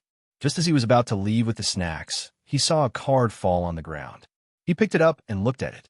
Wasn't it the girl from before? Lu Yao, Fine Arts Department. Needless to say, it was the snacks that the girl bought for Li Changsheng. At this time, the girl had already disappeared from his sight. Li Changsheng could only pick it up and find an opportunity to return it to her. Carrying the bag of snacks back to the dormitory, the rich second-generation Jiang Tao was lying on the bed chatting with his girlfriend. Seeing Li Changsheng come back, he greeted Li Changsheng. After the meal, the members of the dormitory had completely accepted Li Changsheng as their new roommate. Occasionally, they would glance at the girl in the video with heavy makeup, but it wasn't difficult to see her beautiful face. Although the school was a pure land, the university was more like a microcosm of society. For a rich second generation like Jiang Tao, there were very few girls who could refuse his pursuit. Not to mention, this guy was handsome enough. Using Zhang Xiaofeng's words at the dinner table, there was no justice in this world. Zhang Xiaofeng and Yang Fan were playing Mobile Legends, which was a very popular mobile game recently. Li Changsheng roughly understood that he didn't know how to play. He put a pile of snacks on the table and called them to eat. Jiang Tao chatted with his new girlfriend for a while and then announced to everyone, "In a week's time, it will be my birthday. At that time, I will invite everyone to go out and play. How about it? Food and accommodation will all be on me." Okay. Zhang Xiaofeng and Yang Fan, who were originally playing games in high spirits, raised their heads and revealed an excited expression. This Jiang Tao was a rich second generation. His family was rich, so even if they spent his money, they wouldn't feel anything. However, Li Changsheng shook his head. "You guys go, I won't go." He just met them and felt that there was no need to participate in this kind of thing. Who knew that after saying that? Jiang Tao immediately pretended to be angry. "Why don't you give me face? You have to go. Since we're in the same dormitory, we'll be brothers from now on." Yang Fan and Zhang Xiaofeng also tried to persuade him. Li Changsheng could only nod helplessly. "I'll ask Xiaoying to bring a few of her best friends to this birthday party and help you guys settle down." Xiaoying was Jiang Tao's girlfriend. It was said that Jiang Tao didn't even spend 3 hours with her. In Jiang Tao's words, this was the charm of this brochure. Zhang Xiaofeng and Yang Fan were both excited. A university without romance would be incomplete. "How is it, Changsheng? Are you a little excited?" "Let me tell you, my girlfriend's best friends are all pretty. When the time comes, it will depend on your abilities." Although Jiang Tao wasn't considered a hedonist among the rich second generation, he had the same problem as the rich second generation, being fickle in love. When they talked about beauties, they immediately became enraptured. From his girlfriend's best friend to the 4 goddesses in school, The more they talked, the more excited they became. I have something to do, so I need to go out for a while. Li Changsheng stood up and greeted them, then left the dormitory. He got a new SIM card and went to Su Jing's place to leave his contact information. Su Jing wasn't there, but there was an intern teacher there. She obviously knew about Li Changsheng's matter. Coming out of the office building, Li Changsheng planned to stroll around the campus. But not long after he walked out, he heard a commotion in front of him. A lot of people were gathering in one direction. What's going on? Li Changsheng's curiosity was also aroused. At this time, he vaguely heard the people next to him talking, saying that one of the 4 beauties in school, Lu Yao, just passed by here. Lu Yao. Li Changsheng's face was startled. Isn't that the girl who saved the damsel in distress? I can just return her student ID card. Thinking of this, Li Changsheng squeezed to the front. After squeezing to the front with great difficulty, he saw a pretty figure walking into the teaching building. Lu Yao said she had a class in the afternoon, so she should be going to class. Li Changsheng didn't have time to think and followed her into the building. He saw Lu Yao enter a classroom. There were already a lot of students in the classroom. Li Changsheng originally wanted to directly give her his student ID card, but at this time, the classroom door was pushed open and a young lecturer walked in. So he had to find an inconspicuous seat and sit down. He bitterly smiled and thought that he would just take it as a free class and return her student ID card after class. Lu Yao entered the classroom and lowered her head to organize the materials in her hands. She didn't notice a familiar figure sitting not far behind her. Li Changsheng's angle just happened to be able to see Lu Yao's jade-like cheeks. He found that a lot of people's eyes fell on Lu Yao's body. The seat behind was more suitable than the seat in front to admire her beauty. There was no need to worry about the awkwardness of the other party's gaze.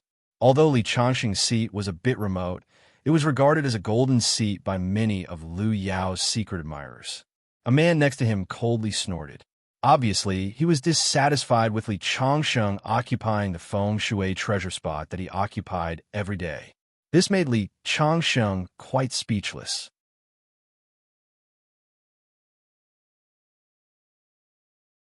Chapter 12. Lu Yao was sitting near the podium with her head lowered. She was taking notes attentively. As the prettiest girl in the fine arts department, she was used to being the center of attention. Therefore, even though she knew there were countless pairs of eyes staring at her, she was still able to keep her heart as calm as still water. In a remote corner, Li Changsheng kept twirling the fountain pen in his hand. The fountain pen in his hand seemed to have been given a life of its own as it danced around his fingertips. This caused the male classmate, who originally had a lot of resentment towards him, to widen his eyes involuntarily. He thought to himself, is this kid a magician?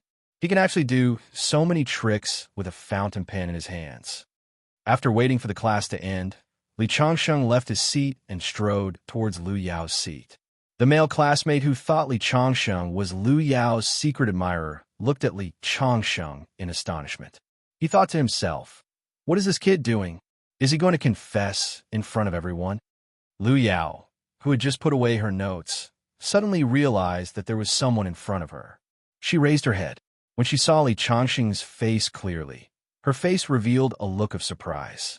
Li Changsheng reached into his pocket for the student ID. However, in the next moment, Lu Yao stood up and said to Li Changsheng in a very serious tone, although you helped me, if you want to pursue me, then don't say anything. I don't like you. After saying that, she brushed past Li Changsheng and walked past him. Following Lu Yao's words, a commotion broke out in the classroom. This is interesting. He chased a girl all the way to class, but she doesn't even like him. This guy is really something. Lu Yao is our school's goddess. He should take a piss and look at himself in the mirror. He's really a toad that wants to eat swan meat. Li Changsheng couldn't help but smile bitterly under the merciless ridicule of the people around him. He had only come to return Lu Yao's dropped student ID out of kindness. He didn't expect Lu Yao to say such words to her benefactor who saved her half an hour ago. Women. Li Changsheng shook his head. Originally, he didn't expect Lu Yao to fall in love with him at first sight after saving the damsel in distress. However, under the watchful eyes of so many people, he still felt a trace of disappointment in his heart. Although Li Changsheng had lived for a long time, he was still a person of flesh and blood. Humans would be moved, sad, happy, and sad. Wait a minute. Although Li Changsheng felt uncomfortable in his heart, he did not forget the purpose of his visit to Lu Yao this time, which was to return the student ID to her. So he spoke again. I don't want to repeat myself. Lu Yao stopped and turned around. Her face was as cold as ice. She didn't expect this guy to be so thick-skinned and pester her. She had already said that she would not like him. Could it be that just because he had saved her life, he wanted her to devote herself to him and throw herself into his arms? What a joke. A moment ago, she was still grateful to him, but now there was only disgust left. Under everyone's pitiful gaze, Li Changsheng's originally smiling face gradually turned cold. With a sneer, he took out the card from his pocket and then lightly threw it at Lu Yao's feet. Under the countless puzzled gazes in the classroom, he walked toward the door with his head held high. When he passed by Lu Yao, he didn't stop at all. It wasn't until Li Changsheng disappeared into the classroom door that Lu Yao bent down to pick up the student ID. Her cheeks were slightly flushed. Obviously, Li Changsheng didn't chase her into the classroom to confess to her, but to return her student ID. She actually thought too highly of herself. However, thinking of that arrogant figure leaving, Lu Yao, who had always been proud, felt a trace of imperceptible pain in her heart, especially when Li Changsheng passed by her and looked at her with ridicule. It made her feel very uncomfortable. That student didn't seem to be here to pursue Lu Yao. He was just here to give her the student ID. But how did Lu Yao's student end up in his hands? This Lu Yao has always been arrogant like a little peacock, but this time she thought too highly of herself. She thought that all the men in the world revolved around her. There were many girls who originally didn't like Lu Yao. At this moment, they finally found a reason to speak ill of her.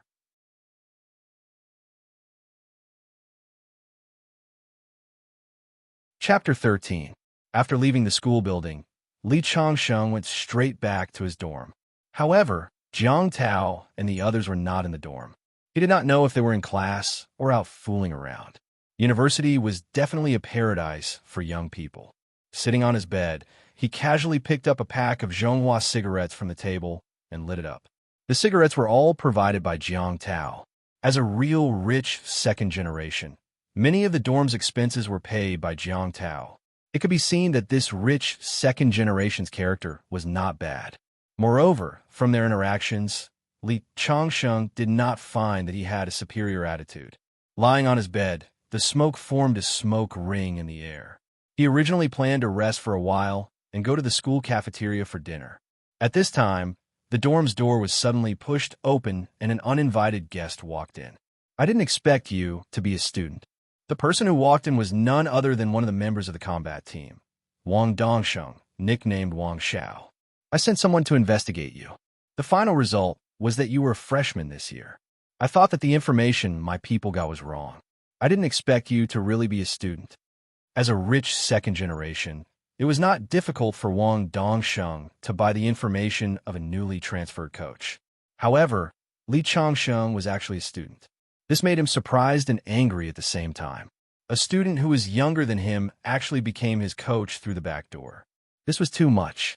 You became the coach of the combat club for the money. Saying this, Wang Dongsheng directly took out a stack of money from his pocket and threw it at Li Changsheng. This is 50,000 yuan.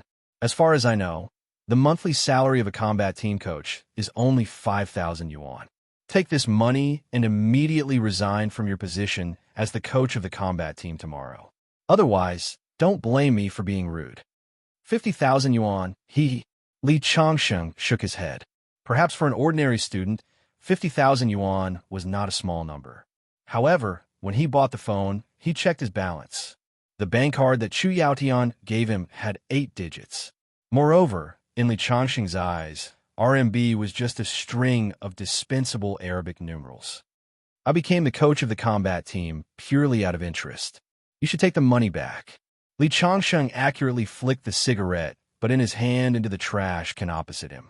He clapped his hands, sat up, and looked straight at Wang Dongsheng, who was glaring at him. If nothing unexpected happened, he should be his future student. The word student made Li Changxing smile. Back then, he had taught quite a few students, and all of them had become famous figures without exception. It could be said that this fellow was fortunate enough to be his student. Smoke was rising from his ancestral graves, yet the other party was still unwilling to accept it. Stop King pretending you don't know. Wang Dongsheng clenched his fists and waved them in front of Li Changsheng. You'd better know your place. If you don't resign, I'll beat you until you can't take care of yourself. Really? Li Changsheng shook his head.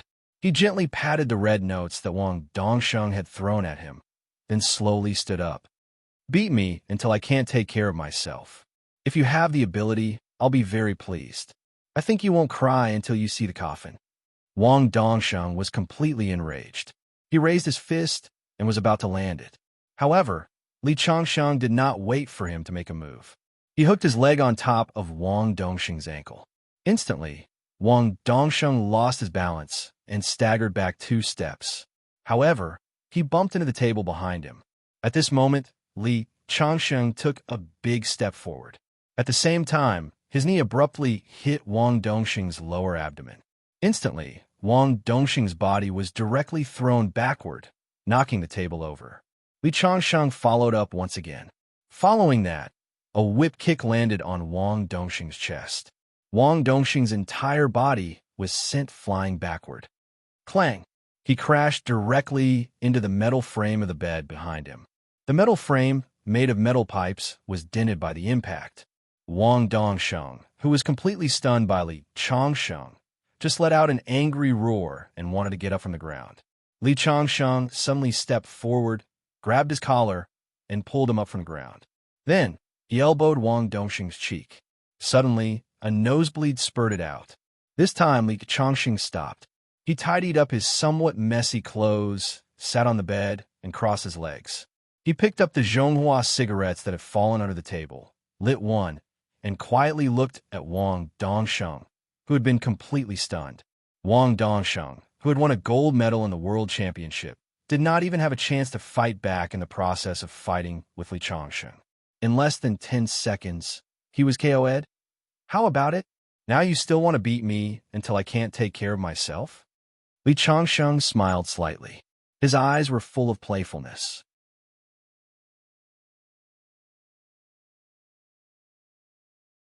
Chapter 14. After waiting for a long time, Wang Dongsheng finally got up from the ground. His eyes were blood red as he stared at Li Changsheng, his eyes filled with anger. Pick up your money and get the hell out of here. Tomorrow, obediently go to the sparring room for lessons. Otherwise, quickly transfer to another school. Why? Wang Dongsheng subconsciously opened his mouth. Because if you don't go to the sparring room for training and don't transfer, I will let you know the taste of pain that makes you wish you were dead. As he said this, Li Changxing seemed to have thought of something as the corner of his mouth hooked up into a smile. However, when this smile fell into Wang Dongxing's eyes, it gave him a chill in his heart. Pick up the money, didn't you hear me? Li Changsheng raised his eyebrows. Seeing Wang Dongsheng standing there motionless, his eyes revealed a bit of ill intent. I'll pick it up. Wang Dongsheng originally intended to fight Li Changsheng to the end, but when he met Li Changxing's eyes, he subconsciously nodded. Then he squatted down and picked up the 50,000 yuan in red notes, stuffed them back into his bag, and stood up to leave. Wait a minute. Remember to go to training tomorrow, or else you'll have to bear the consequences. Wang Dongsheng turned his head and revealed a bit of indignation. Today, I lost to you because I was careless. You want to be my coach? You're not qualified. I will beat you. Finished speaking, he coolly turned around and walked out of Li Changxing's dormitory door. However, his bloody nose and swollen face destroyed his current image. This guy has quite a personality. Li Changxing lifted the table from the ground and roughly tidied up the messy dormitory. Just as he was about to go to the school cafeteria to eat, he suddenly heard a burst of noise in the corridor outside. Soon, the dormitory door opened. Jiang Tao and the other two walked in with their arms around each other's shoulders, carrying several lunchboxes in their hands. Yo, Lao Si is back. Just in time. Brothers, let's drink together. Yang Fan carried several cans of beer in his hands. Zhang Xiaofeng placed the lunchboxes on the table, while Yang Fan also placed the beer in his hands on the table. Jiang Tao, on the other hand, took off his coat and was about to hang it on the headboard when he saw a large dent in the iron pipe. He couldn't help but reveal some doubts as he looked at Li Changsheng. I say, fourth brother, did you do this? I know you're in a bad mood, but my bed didn't offend you. That's right, fourth brother. We bought these wines especially to accompany you. Men, there are plenty of fish in the sea. Why must you stick to a crooked tree? Yang Fan patted Li Changsheng's shoulder and comforted him. What do you mean? Li Changsheng was a little confused. Lao Si, stop pretending. We all heard that there was a freshman who chased a girl all the way to class. In the end, he was rejected by the girl in front of everyone. He was so embarrassed that he covered his face and ran away. Someone even recorded it and posted it on the school forum. That person was you? Lao Si, Yang Fan said. Yes. Zhang Xiaofeng also nodded. We originally planned to go to the cafeteria to eat, but after reading the post, Jiang Tao said that you must be sad in the dormitory, so we bought vegetables and wine to accompany you. Don't worry. There's no trouble that a bottle of beer can't solve. If there is, then 10 bottles. Li Changsheng finally understood that it was a misunderstanding. He hurriedly explained, I didn't chase the girl at all. She just happened to lose her student ID, and I picked it up to return it to her. All right, fourth brother, you don't have to explain. Explaining is covering up, and covering up is the truth. Jiang Tao laughed and directly opened a can of beer. I say, fourth brother, that Lu Yao is the prettiest girl in the fine arts department. Not to mention you. Even I might not be able to catch her eyes. I heard that her boyfriend is called Ma Liang. His father is the boss of Qingzhou's logistics industry. Even our family can't compare to him. You just give up. Yeah, fourth brother, if you chase Lu Yao, the gap between your status is too big. It's impossible for you to succeed. But you don't have to be sad. I'll introduce you to someone someday. The few people in the dormitory talked one after another, leaving Li Changsheng no chance to explain. In the end, he could only shake his head and sit down to drink with them.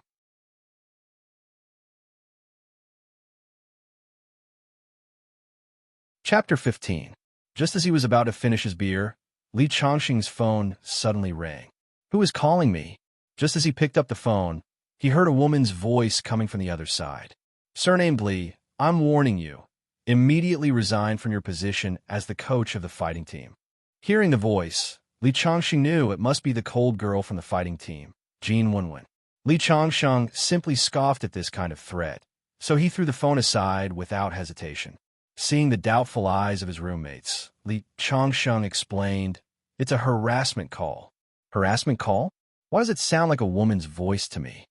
Jiang Tao, who was the closest to Li Changsheng, was puzzled. It's a woman asking me if I want special service.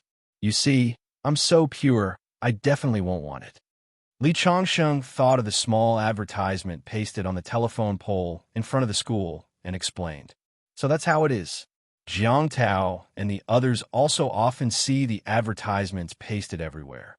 Yang Fan patted Li Changsheng's shoulder and advised, Brother, you must not believe it. It's all a scam, a game of badger. As he spoke, he just happened to glance at Li Changsheng's phone, and his eyes lit up. Lao Si, your phone can't be 8848, right? You're a tycoon. This phone is more expensive than Apple.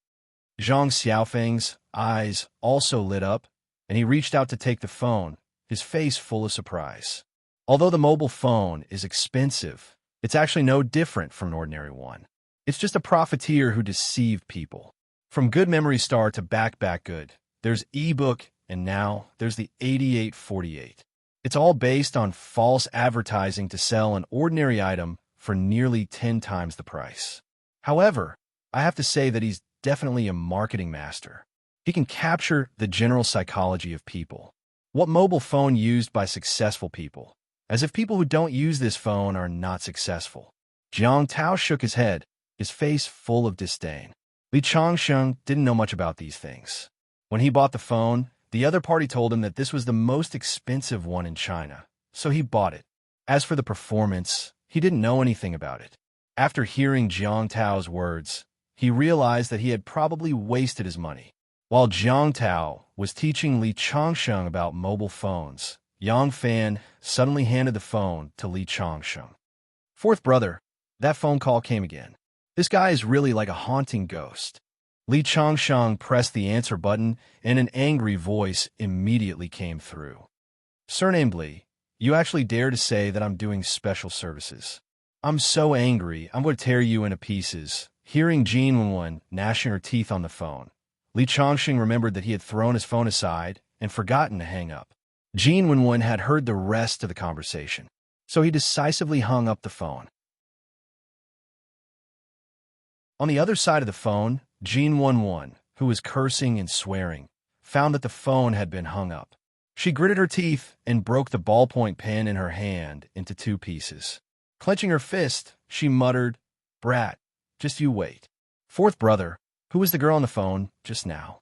Li Changsheng looked up and saw that Jiang Tao and the other two were looking at him curiously. Fourth brother, could it be your girlfriend? I didn't expect you to be so quiet. You really made us look at you with a whole new level of respect. Yang Fan patted Li Changsheng's shoulder and said, "Let's drink." Li Changsheng took the initiative to pick up the beer. They drank until 10 o'clock in the evening. They each bragged, and Jiang Tao shared his experience of picking up girls with Li Changsheng and the other two. Zhang Xiaofeng and Yang Fan's eyes lit up as if they had found a treasure. During the whole process, Li Changsheng remained silent. He hadn't felt this kind of youthful feeling for a long time. When they woke up the next morning, Jiang Tao and the other two had drunk a bit too much and were sleeping soundly with their heads covered. Li Changsheng, after washing up, went straight to the sparring room. Just as he entered the sparring room, he saw Su Jing and the other three members of the fighting team. After seeing Li Changsheng, Wang Dongsheng and the other two's eyes were filled with hatred. "Do you dare to accept the challenge of the three of us?" Wei Hu said in a muffled voice.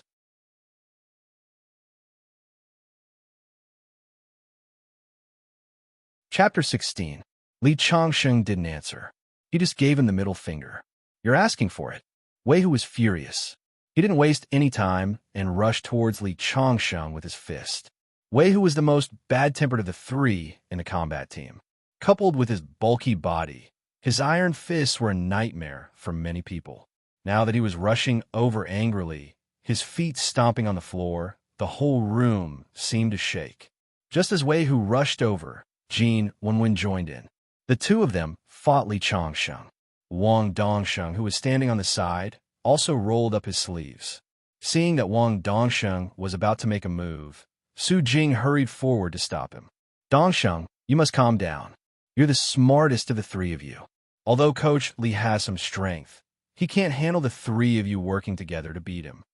Although she saw Li Changsheng blow up the sandbag, she knew the strength of the three members of the combat team better.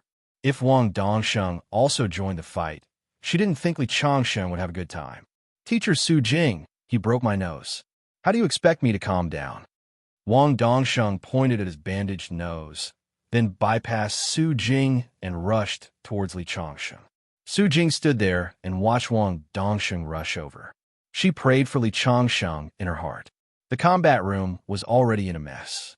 Although Jin Wenwen was a woman, her leg techniques were ferocious. Every attack was like a whip cracking in the air. Wang Dongsheng practiced kickboxing and had won the world championship. He had rich combat experience. His positioning, attacking, and defense were perfect. As for Wei Hu, who was bulky like a bull, his fan-like fists were like iron hammers driven by his brute strength. He could probably punch through a metal plate. Facing these three elites from Qingzhou University, who were selected from tens of thousands of students, Li Changsheng kept retreating. The three of them attacked for a full 3 minutes, but they didn't even touch his sleeves. Originally, Li Changsheng had only tried his best to avoid the attacks because they were his future students. However, he gradually saw that the three of them had no intention of stopping. Instead, the speed of their punches became more and more ferocious. He could not help but feel impatient. At this moment, a group of people had already gathered outside the combat room. They were all sweating for Li Changsheng. The 3 members of the combat team were famous for their ferocity. "How long do you think this coach can last?" someone asked his companion. "I think it will take at most a minute." No one was optimistic about Li Changsheng. He dared to provoke the 3 demon kings of the combat team. He's still too young.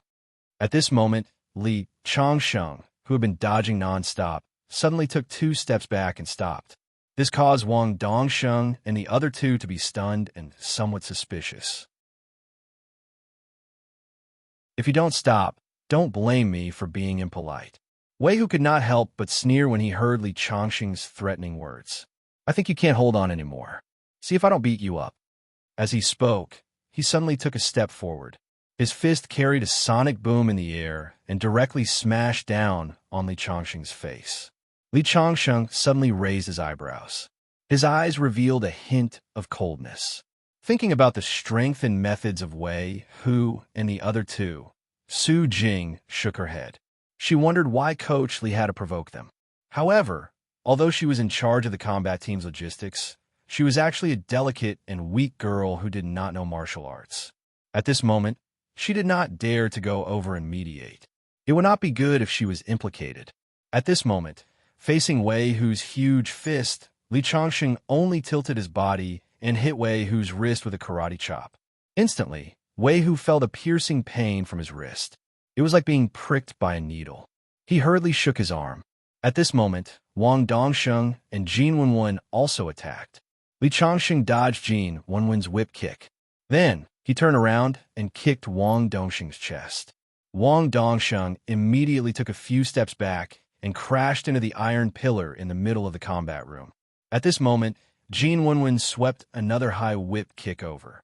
Li Changsheng grabbed her ankle with one hand and her leg with the other, neutralizing Jin Wenwen's attack. Because it was summer, Jin Wenwen was wearing shorts. Now that she was grabbed by Li Changsheng, her face instantly turned red.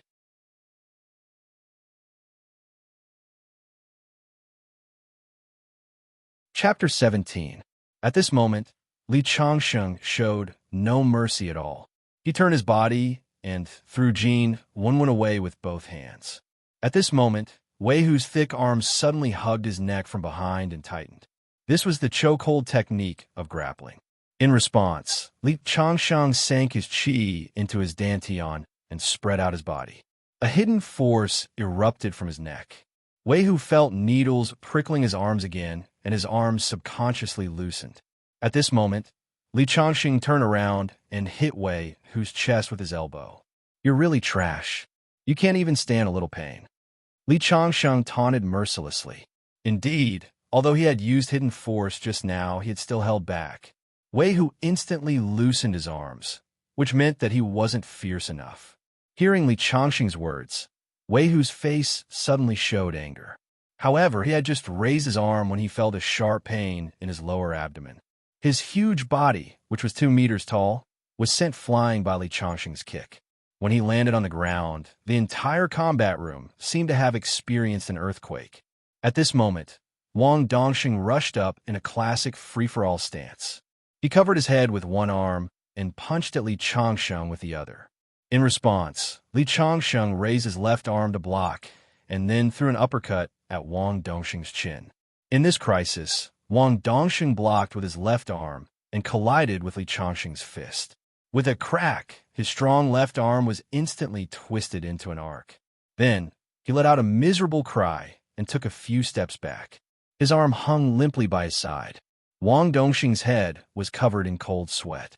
It was obvious that his forearm had been broken by the blow just now. In the distance, Su Jing, who had just finished a call, saw this scene and was so frightened that her hand trembled. Her phone fell to the ground with a thud. She looked at Li Changsheng with a bit of fear in her eyes. This was too savage. After Jin Wenwen landed, she wanted to rush up, but when she saw Wang Dongsheng's condition, she didn't have the courage to lift her feet. Wang Dali had just stood up from the ground when he saw Li Changsheng looking at him. He subconsciously went into an attacking posture. Then, he saw Li Changsheng's body leaving an afterimage in the combat room. Before Wei Hu could do anything, he felt a sharp pain in his chest. His huge body flew out again and hit the wall behind him, creating a big hole in the cement wall. He fell to the ground and fainted. Su Jing, who was stunned on the spot, saw Li Chongsheng slowly turn his head. She couldn't help but stutter. "Coach Li, I'm not with them." She couldn't care less that the screen of her new phone, which she had just spent 8,000 yuan on, had already shattered into a spider web.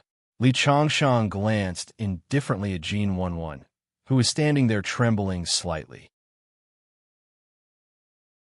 Jin Wenwen was so frightened that she took a step back and went into a defensive posture. Li Chongsheng didn't pay attention to her at all. He just smiled at Su Jing. "Your phone is broken. It's not my fault." After saying that, he turned around and walked out of the combat room as if nothing had happened. Many people rushed over after hearing the news, wanting to see how the new coach was dealt with. The people at the back couldn't see clearly what was going on inside the sparring room, so they kept trying to squeeze in. Meanwhile, the people at the very front had long been scared witless by Li Chongsheng's ferocious methods. Their bodies seemed to have stiffened, so how would they dare to take even half a step forward? Just as the outside was in chaos, Li Chongsheng walked out of the combat room. The people at the front didn't dare to block the path of this fiend.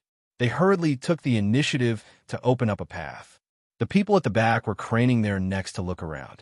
When they saw the new coach walk out, they were stunned for a moment. "What's going on?" The new coach walked out unscathed? Just as everyone was surprised, the siren of an ambulance came from outside. Then, they saw a group of nurses carrying a stretcher in. 2 minutes later, Wei Hu, who was as strong as an ox, and Wang Dongsheng, the famous cold young master of the combat team, were carried out. Many people finally realized something, but they still couldn't believe that the new coach of the combat team had beaten Wei Hu and Wang Dongsheng to such an extent when fighting 1 against 3. There was a lot of discussion, and they all felt it was unbelievable. At this time, Jin Wenwen walked out with a cold face. Among them, the female students of the table tennis team had a good relationship with Jin Wenwen.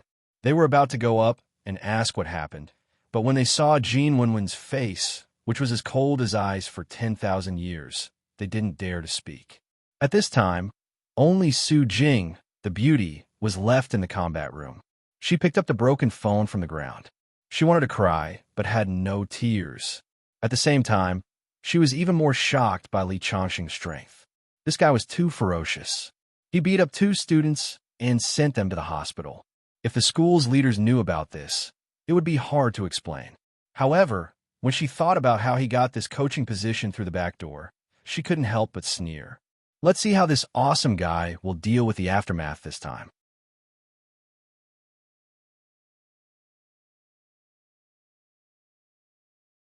Chapter 18. After leaving the combat team, Li Chongsheng did not return to the dormitory. Instead, he wandered around the field alone. The environment in the university was still very beautiful.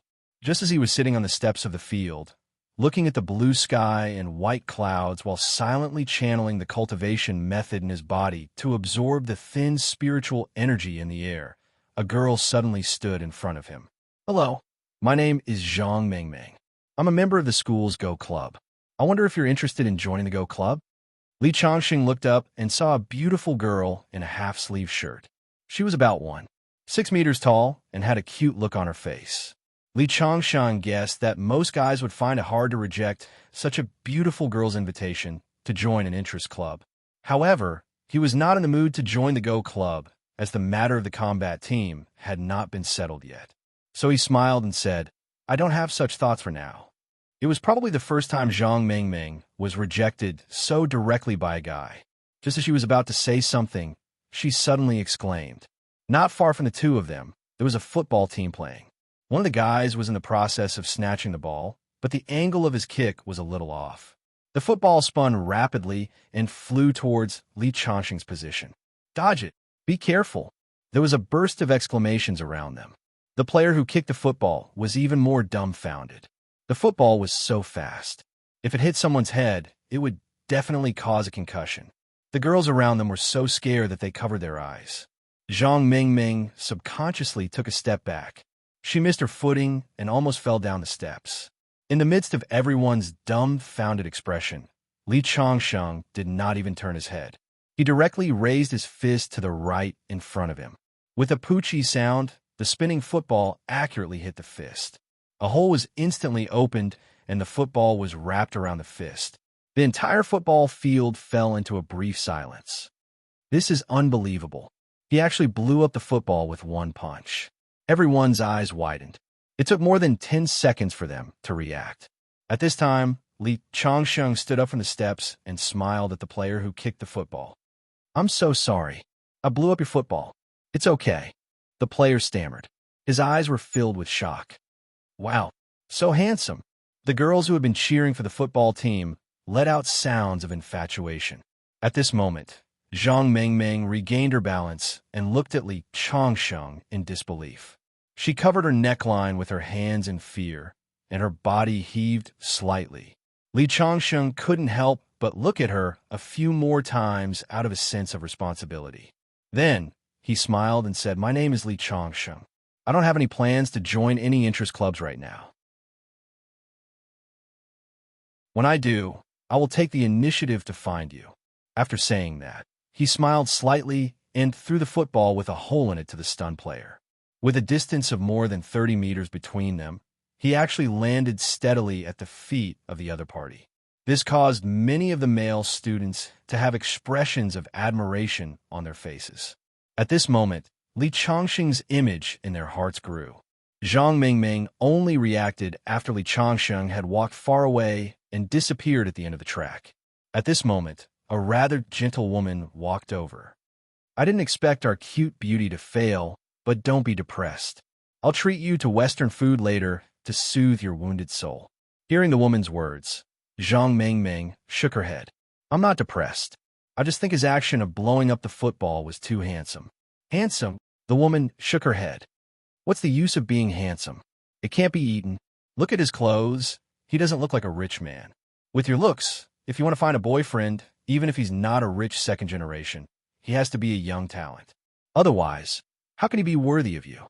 "Tisk, I just said he was handsome. I didn't say I wanted to find him as a boyfriend." "And Shaoan, how do you know he's not a low-key rich second generation?" After saying that, Zhang Mingming was the first to overturn her own speculation. "Look at his plain clothes. He really doesn't look like a rich second generation." Then, she shook her head. "Why are we talking about this? Shaoan, didn't you want to treat me to Western food? Let's go, I can't wait." "You," the woman called Shaoan, shook her head. "You're a foodie, but you're not fat anywhere else. It's really enviable. Of course, I have a child's face." After saying that, she looked down at her proud figure and felt the reluctant gazes of the male students around her. Her face showed some pride.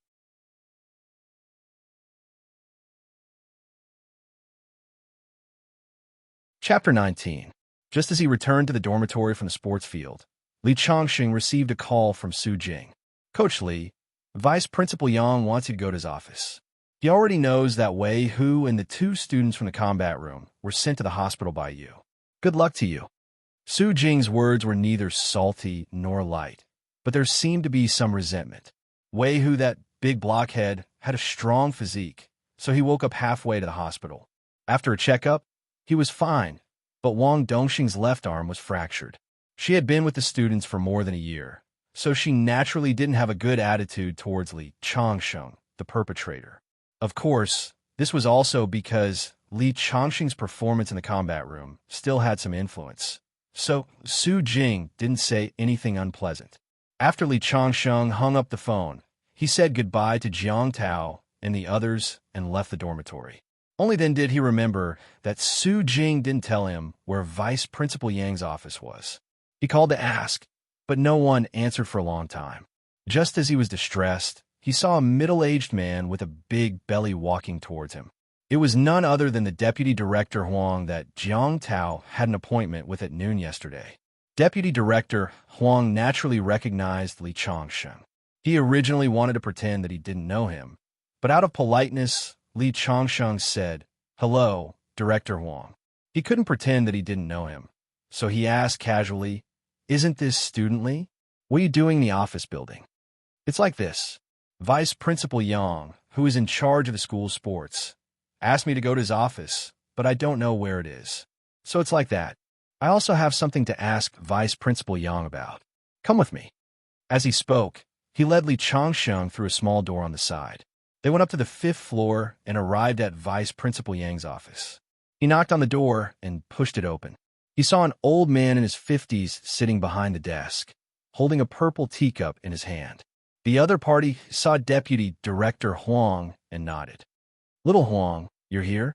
Then he looked suspiciously at Li Changsheng behind Deputy Director Huang. This is, just as Deputy Director Huang was about to introduce himself, Li Changsheng said, "My name is Li Changsheng. I heard that Vice Principal Yang is looking for me." Li Changsheng was too lazy to explain what had happened today.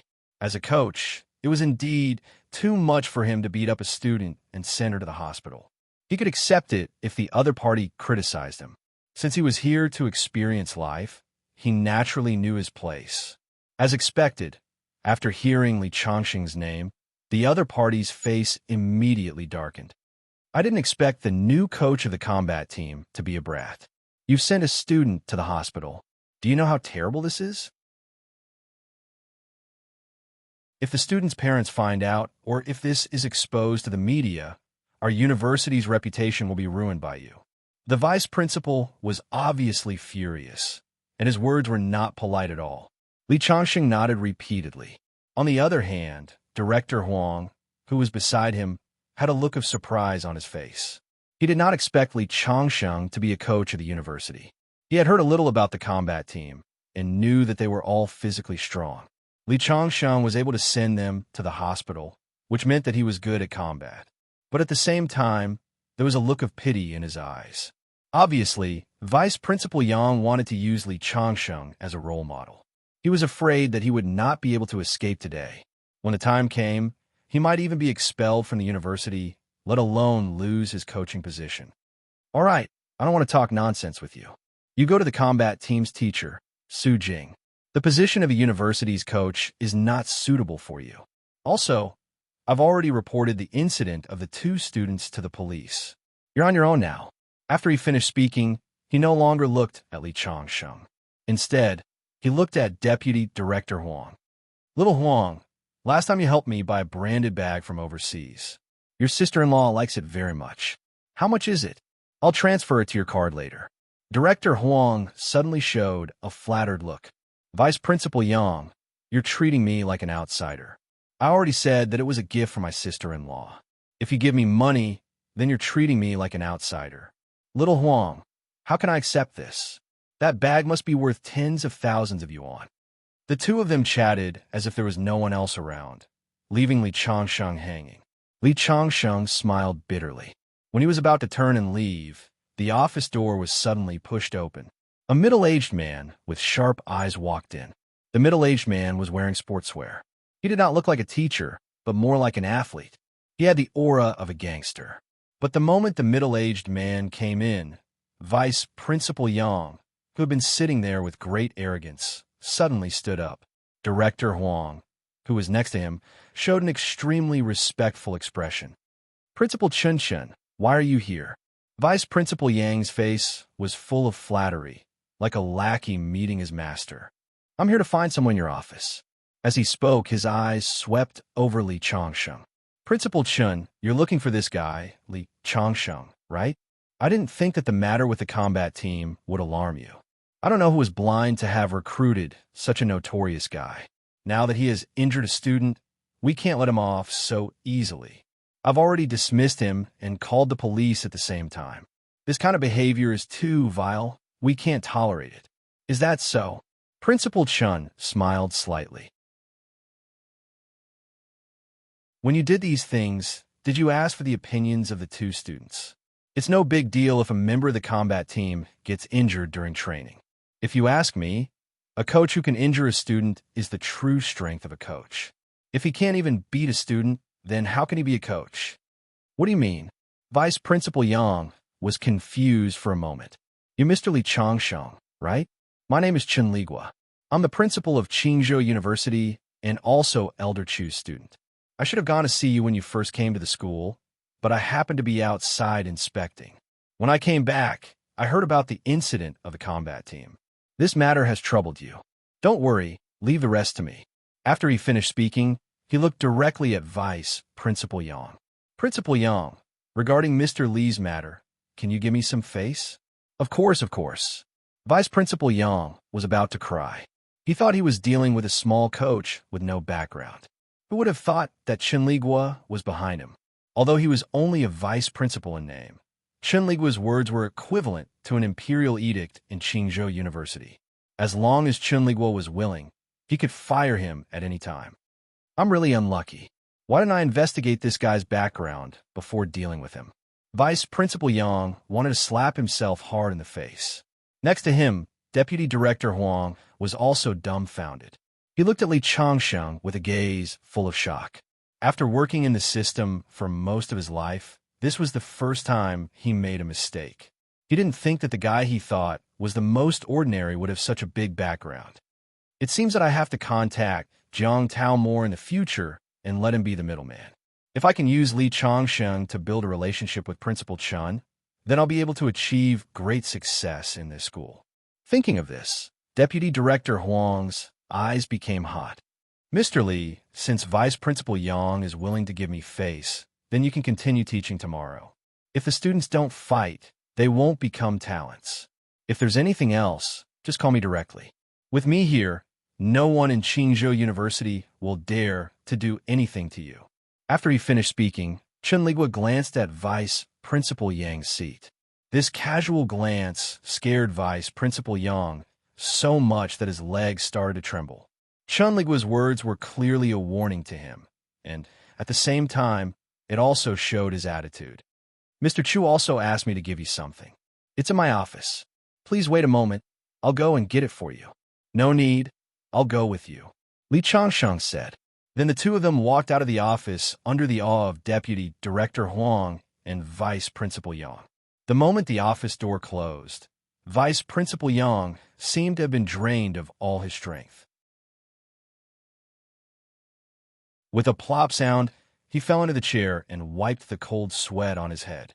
Even Principal Chen used the honorific you when speaking. What kind of ancestor did he provoke?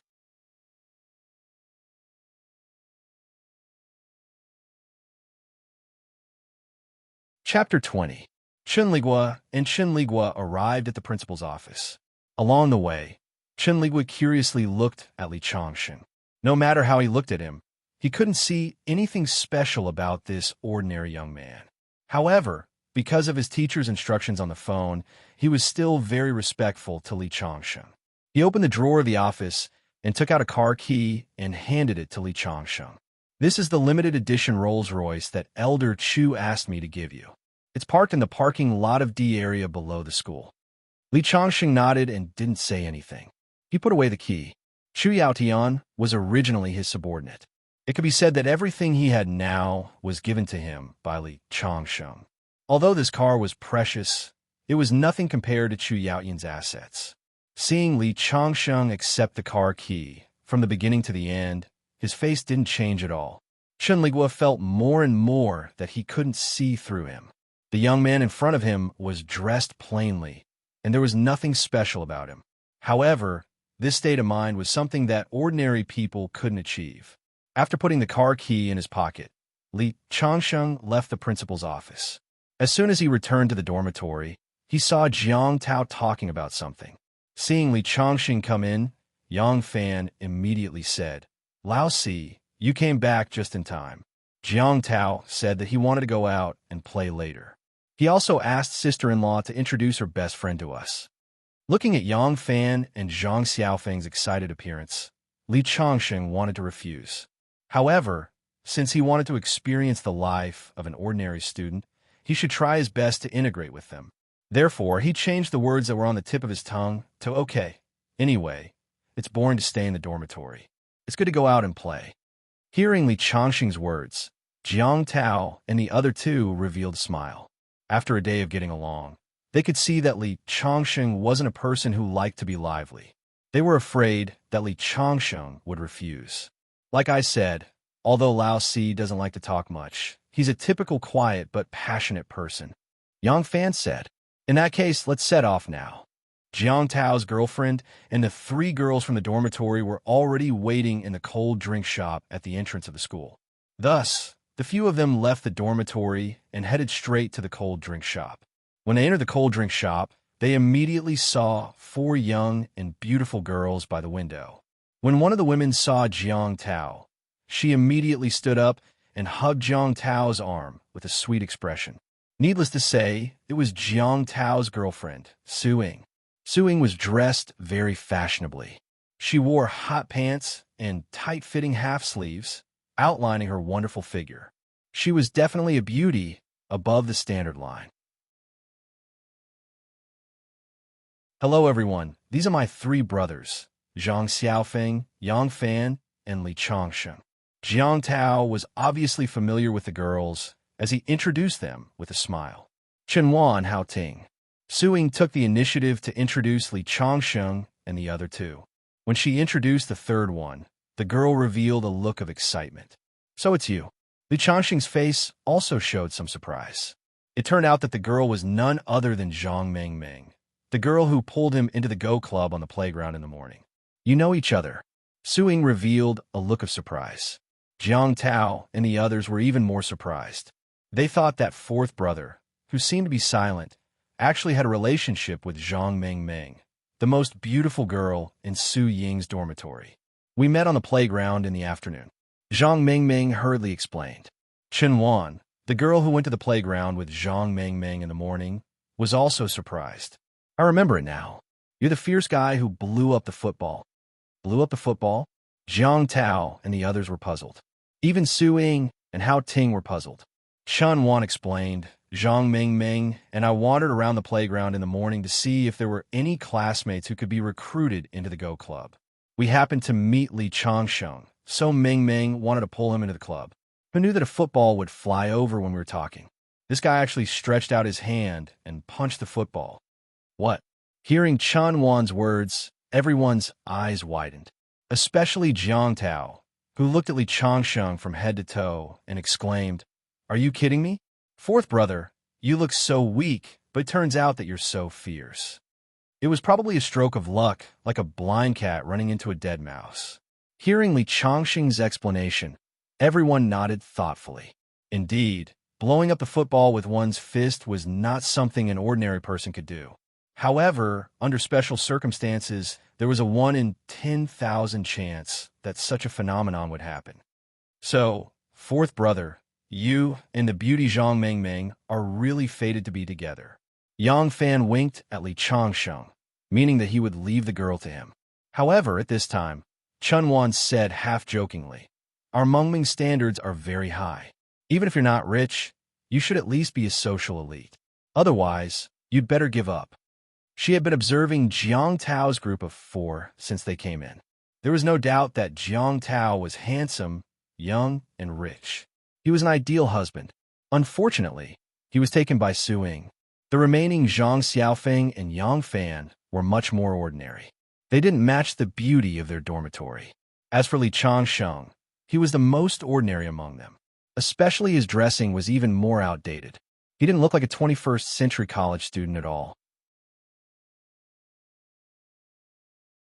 Her words were actually to remind Li Changsheng not to be a toad lusting after a swan's meat. They sat down and ordered a few glasses of juice. Jiang Tao and Su Ying were discussing where to play in a while Zhang Xiaofeng and Yang Fan took the initiative to talk to Hao Ting and Su Ying. However, they clearly felt that the 2 girls' attitude was relatively cold. Obviously, other than Jiang Tao, the other 3 boys in dormitory 305 didn't enter their eyes. Li Changsheng sat there and stared at Zhang Mengming. Hey, don't tell me you've taken a fancy to our Mengming? Chen Wan frowned. Our Mengming has at least 800 suitors. Your chances are really slim. Chen Wan mercilessly struck another blow. Just now, she had already made her words very clear. She didn't expect this toad to not realize it at all. Zhang Mengming also felt a little uncomfortable being stared at by Li Changsheng. Her face was slightly red. What are you looking at? Indeed, it was very impolite to stare at a girl like this. Even Zhang Xiaofeng and the other 2 were a little embarrassed. They didn't expect that their new dormitory's 4th brother, who looked quite honest, would be so direct. Although Zhang Mengming's magnificent figure was very attractive, he shouldn't be so blatant. What they didn't know was that Li Changsheng had lived for countless years. He was proficient in astronomy, geography, poetry, and song. He was especially proficient in the art of observing aura. When he came in just now, he found that Zhang Mengming's forehead was shrouded in a black aura. This was a bad omen, indicating that a disaster would happen to her today. Student Zhang Mengming, I see a bad omen on your body. What? The atmosphere in the room suddenly froze. Zhang Mengming's face instantly turned red. She spat, shameless.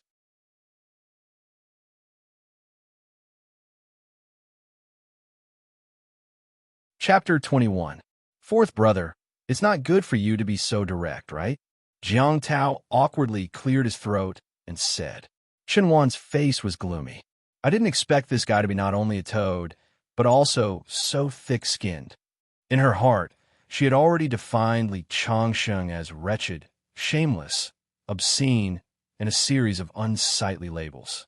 Yang Fan, who was sitting next to him, hurriedly and quietly kicked Li Changsheng's foot. Who knew that Li Changsheng didn't seem to understand what he meant and still said seriously, I'm telling the truth, she does have a bad omen today.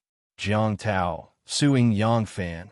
Seeing the four girls' faces turn dark, Li Changsheng knew that they misunderstood him and hurriedly explained, I said that I can read people's faces. Zhang Mengming is unlucky today. I'm afraid she will encounter something bad. Hearing Li Changsheng's words, Chen Wan coldly snorted. Zhang Mengming was skeptical. Jiang Tao secretly gave Li Changsheng a thumbs up. Brother, good job. You can even make this right. I say, friend, you really know how to talk nonsense. You can even read people's faces. Why don't you show me what will happen to me today? Zhang Mengming was the youngest in Su Ying's dormitory, and also the most heartless one, and was very kind. Su Ying and the others all treated her as a little sister. So at this moment, Hao Ting was quite indignant for Zhang Mengming. After Hao Ting finished speaking, the other two girls also looked at Li Changsheng with an unfriendly expression. The implication was, let's see how you're going to make this right. Jiang Tao and the others gave Li Changsheng a brother, you're on your own expression. Zhang Xiaofeng and Yang Fan shook their heads. Obviously, Li Changsheng had offended the four girls in Su Ying's dormitory today. Originally, they wanted to rely on their relationship with Su Ying to get closer to her and solve the problem of being single. Although the probability was not high, at least there was hope. Now, even that little hope was destroyed by Li Changsheng. Being stared at by everyone, Li Changsheng was not nervous at all. He just looked up and down at Hao Ting and said seriously, according to my observation, your face is pale and you have dark circles around your eyes. Today, you have a bloody disaster, so it's not suitable to wear shorts. Hearing Li Changsheng's words, Jiang Tao, who had just picked up the cup, spat out the orange juice in his mouth. Yang Fan and Zhang Xiaofeng's expressions. As for Hao Ting, her face. What kind of bullsh asterisk T theory is this? It's not appropriate to wear shorts when there's a bloody disaster ahead. Are you F asterisk king kidding me? Chen Wan, who had long disliked Li Changsheng, slammed her cup on the table. If it wasn't for Jiang Tao's face, she would have already flipped out. This bastard had gone too far. He was obviously talking nonsense, but he acted like it was true. If it wasn't for the fact that his words were too outrageous, he would have been able to get away with it. Jiang Tao's girlfriend, Su Ying, looked at Jiang Tao helplessly and thought, your dormitory buddies are really weird. Hao Ting was so angry that she gritted her teeth. This is simply a hooligan and a swindler. This is unforgivable. I'm just telling the truth. Why are you looking at me like that? Li Changsheng looked innocent. He pointed at Chen Wan and said, and you also have a bloody disaster today. Fortunately, you're not wearing shorts. Seeing that Chen Wan was about to flip out, Jiang Tao hurriedly stood up to smooth things over. Changsheng was just joking and wanted to adjust the atmosphere. Let's discuss where to go next. Phew. Hao Ting exhaled a long breath and slowly loosened her clenched fists. Zhang Mengming, who had a good impression of Li Changsheng, had a complicated look in her eyes. As for Chen Wan, who didn't like Li Changsheng since the beginning, her eyes were filled with disgust as she muttered, "Barren hills and turbulent rivers produce unruly people. I'll go to the bathroom first." Hao Ting suddenly stood up and left the table. "Wait for me, I'll go too." Chen Wan followed closely behind Hao Ting. "Li Changsheng, you're a bit too much." After her two best friends left, Zhang Mingming opened her mouth and said, "Yeah, Hao Ting and Chen Wan are angry. We were supposed to go out and have fun this afternoon, but you ruined it." Su Ying's tone was also filled with resentment. Although Jiang Tao and the other two didn't speak, their mood was obviously not good. This bastard, hooligan. In the bathroom, Hao Ting's face was filled with anger. "If I knew that Jiang Tao's dorm was filled with such trash, I wouldn't have come out no matter what. That Li Changsheng is the most disgusting." First, he stared at Ming Ming, and then he talked nonsense. He said that Ting Ting, you would have a bloody disaster, and that you shouldn't wear shorts. That bastard, he was clearly flirting with you. If it weren't for Su Ying's face, I would have poured a cup of juice on his face. Chen Wan looked like a well-bred young lady, cultured and elegant, but her temper was the most explosive among the four girls. "Forget it. He's a bastard. There's no need to be angry with him." Hao Ting washed her face in front of the bathroom mirror, calmed down, and then touched up her makeup. Just as she put the makeup in her bag and was about to take a step, a painful expression suddenly appeared on her face as she squatted down. "What happened?" Seeing Hao Ting's appearance, Chen Wan hurriedly asked, "I think I'm on my period." Hao Ting slowed down and barely stood up from the floor with the help of the sink, but then she saw a trace of blood seeping out from her thigh. "Bloody disaster. You shouldn't wear shorts." Hao Ting and Chen Wan simultaneously thought of Li Changsheng's words. That bastard couldn't have been right, could he? Hao Ting's face was full of surprise. How is that possible? He also said that I'll also have a bloody disaster. It can't be that I'm on my period, right? Just as Chen Wan's voice fell, her face instantly became strange. "What's wrong?" Hao Ting was puzzled. "Mine is also here."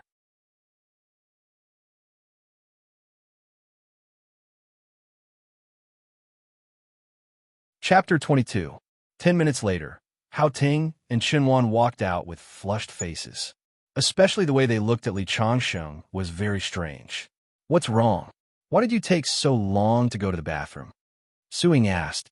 Zhang Mingming also showed a curious look. Chen Wan crawled to the two girls' ears and whispered a few words. Suddenly, the way the two girls looked at Li Changsheng changed. Especially Su Ying's face became serious. "Changsheng, you just said that Zhang Mingming has a bad omen today." When she said the word bad omen, her face couldn't help but blush slightly, but she still continued, "Are you sure?" Jiang Tao and the other two, who were originally in low morale, suddenly raised their heads. They didn't understand why Su Ying suddenly asked such a question. "Of course." Li Changsheng nodded. "My fortune-telling accuracy has always been very high."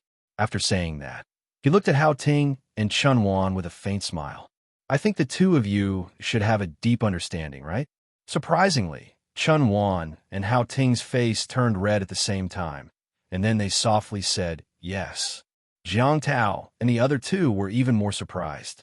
Why did the two girls' attitudes change so much after going to the bathroom? Zhang Mingming's face was a little pale, and she blurted out, "How bad is my omen?" 3060. Zhang Mingming. Hearing Li Changsheng's words, Zhang Mingming wanted to open Li Changsheng's head to see what was inside.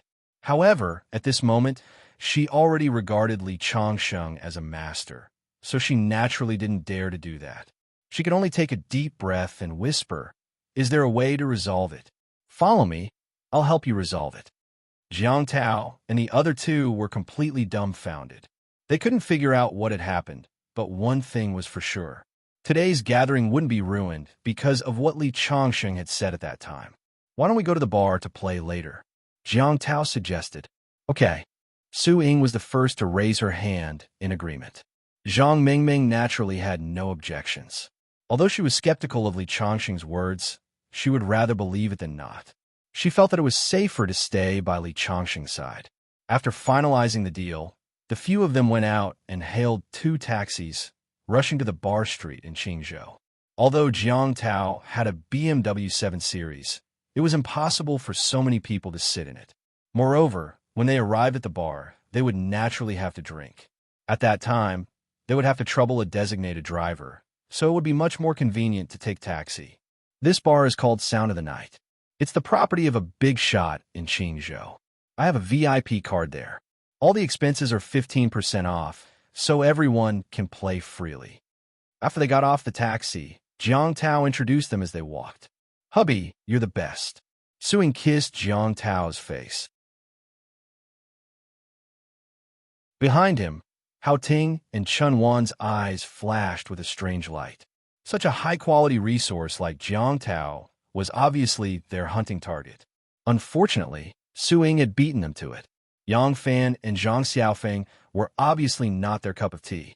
As for Li Changsheng, even if he knew physiognomy, he was at best a charlatan. They wouldn't consider him. As soon as they entered the bar, Jiang Tao showed his VIP card and was immediately arranged to the VIP area. After sitting down in the private room, Jiang Tao waved his hand and ordered a king's set meal. All kinds of drinks were served one after another. Jiang Tao and Su Ying were currently in the honeymoon period. After sitting down, they were completely immersed in the small world of the two, whispering in each other's ears. Su Ying directly sat on Jiang Tao's lap and kissed Jiang Tao's face from time to time in the dim corner, completely ignoring the existence of the others. Zhang Xiaofeng and Yang Fan respectively attacked Hao Ting and Chen Wan, trying to please them. However, the two women were obviously cold and kept a certain distance from the two. Zhang Mingming believed Li Changsheng's words and took the initiative to sit beside Li Changsheng. She poured wine and lit cigarettes for Li Changsheng, serving him meticulously like a little wife. This made Chen Wan and Zhang Xiaofeng wonder if Li Changsheng deliberately made up a lie to deceive Zhang Mingming. "Li Changsheng, do you really know physiognomy?" After Zhang Mingming poured Li Changsheng a few glasses of wine, her eyes revealed a bit of craftiness as she deliberately pretended to be casual and asked. Of course, Li Changsheng cooperated and pretended to be a bit drunk. Although this girl looked innocent and sweet, she had a cunning side to her. What kind of ominous omen is it? Zhang Mingming was obviously a bit nervous after hearing Li Changsheng's words. Black with purple edges. Li Changsheng glanced at Zhang Mingming's body and casually said. Zhang Mingming's body stiffened and her face revealed a bit of anger. How do you know? If I said I guessed it, would you believe me?" "I'll believe you, big head." Zhang Mingming felt that she must have been deceived by this bastard. She fiercely glared at Li Changsheng and then stood up to change seats with Chen Wan. However, at this moment, a drunk guy seemed to be attracted by Zhang Mingming's appearance. He emitted a green light as he walked over and directly reached out to grab Zhang Mingming's arm. "Little girl, accompany this big brother for a drink. How about this big brother give you this amount?" After saying that, he stretched out 5 fingers. 50,000 per glass. Zhang Mingming panicked when her wrist was grabbed by the other party. Jiang Tao and the other two were stunned for a moment and immediately stood up from their seats. Especially Jiang Tao, who had already clenched his fists and was ready to teach this guy a lesson. Of course, he had to be brave in front of the beauty. Seeing Jiang Tao and the other's posture, the drunk guy seemed to have a trace of sobriety. However, he did not let go of Zhang Mingming's arm and sneered, "Little bastard, if you dare to touch me, I'll make sure you won't be able to walk out of this bar today." As his voice fell, Jiang Tao was about to make a move when he heard a burst of footsteps. 7 or 8 burly young men surrounded them with an aggressive aura. Their arms were tattooed with messy patterns. At first glance, one could tell that they were not good people. Although Jiang Tao was a rich second generation, he was still a student after all. Upon seeing such a lineup, his raised fist could no longer fall down. Zhang Xiaofeng and Yang Fan were also at a loss. They were just children from ordinary working families.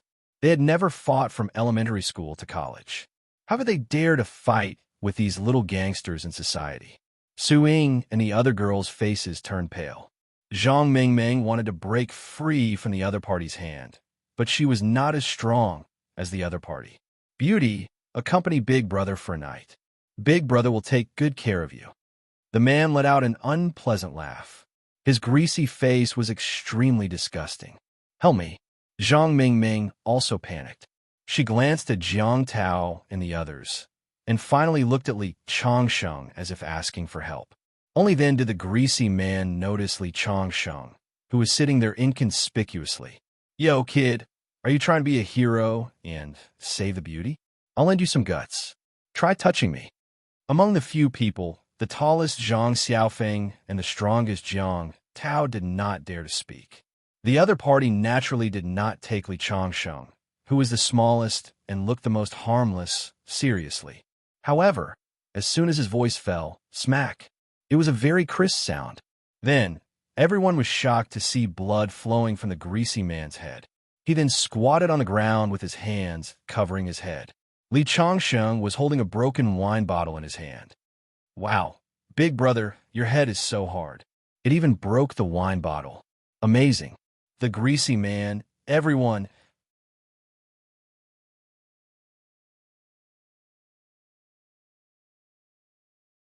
Chapter 23. The greasy man squatted on the ground after being hit by Li Changsheng with a beer bottle. He covered his head and made a painful sound. After a full 3 minutes, he slowly raised his head, revealing a face covered with blood. The several women sitting next to Li Changsheng were so scared that their faces turned pale. Boy, I'm going to kill you. The greasy man gnashed his teeth. As his voice fell, the several young men behind him approached with gloomy faces. These people were the punks on this street. Fighting had always been their specialty.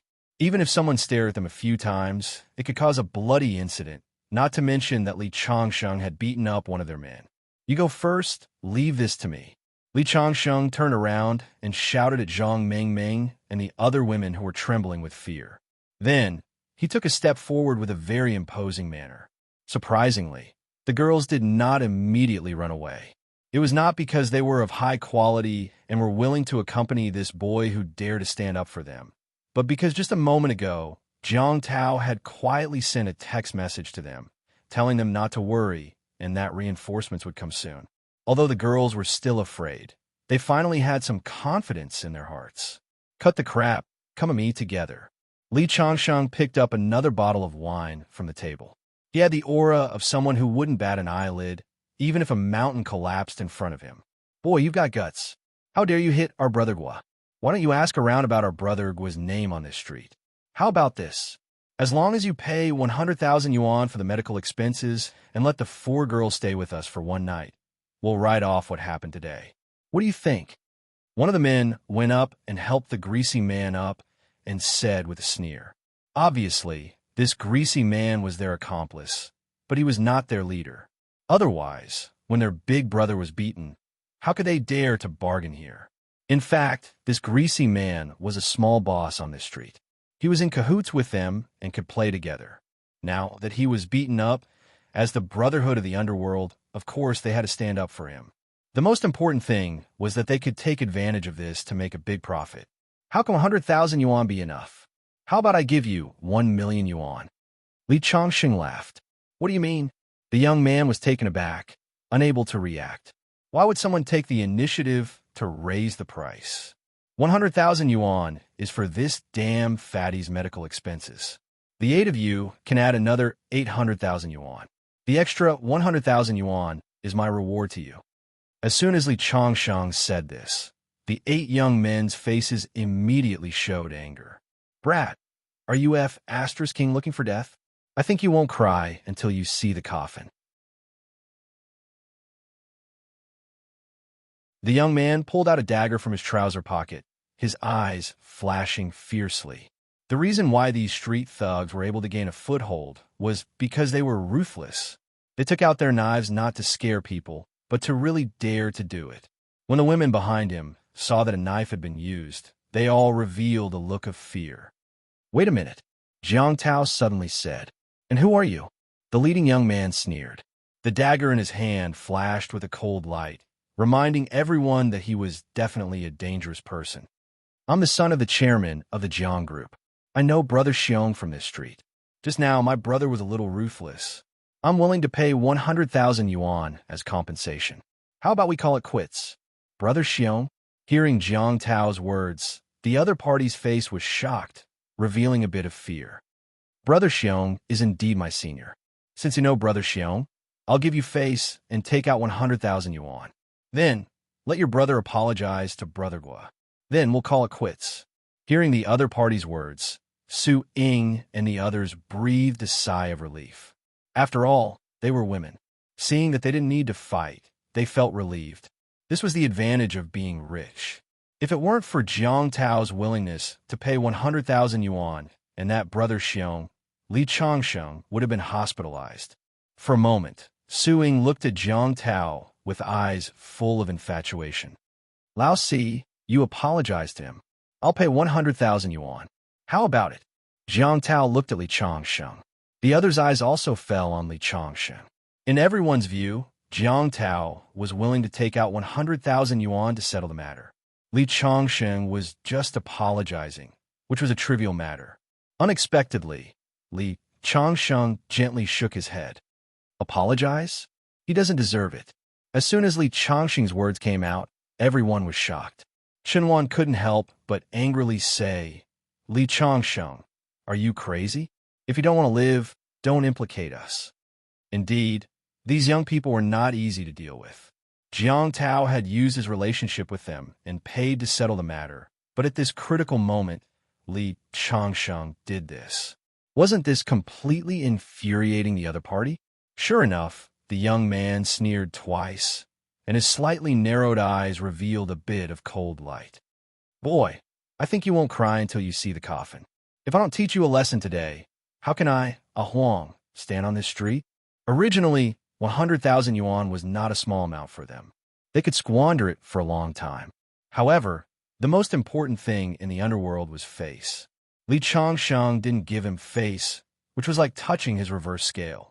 This time, it wouldn't be so easy to be kind. You're the one who won't cry until you see the coffin. Some people don't know you're their father if you don't *CK their mother. As soon as Li Changsheng's words came out, everyone was dumbfounded. They looked at him as if they were looking at a madman. Sai, Lao Si, you're leading us into a fire pit. The science guy, Zhang Xiaofeng, was so scared that his legs trembled. If there was still room for reconciliation before, then his words were forcing the other party to fight to the death.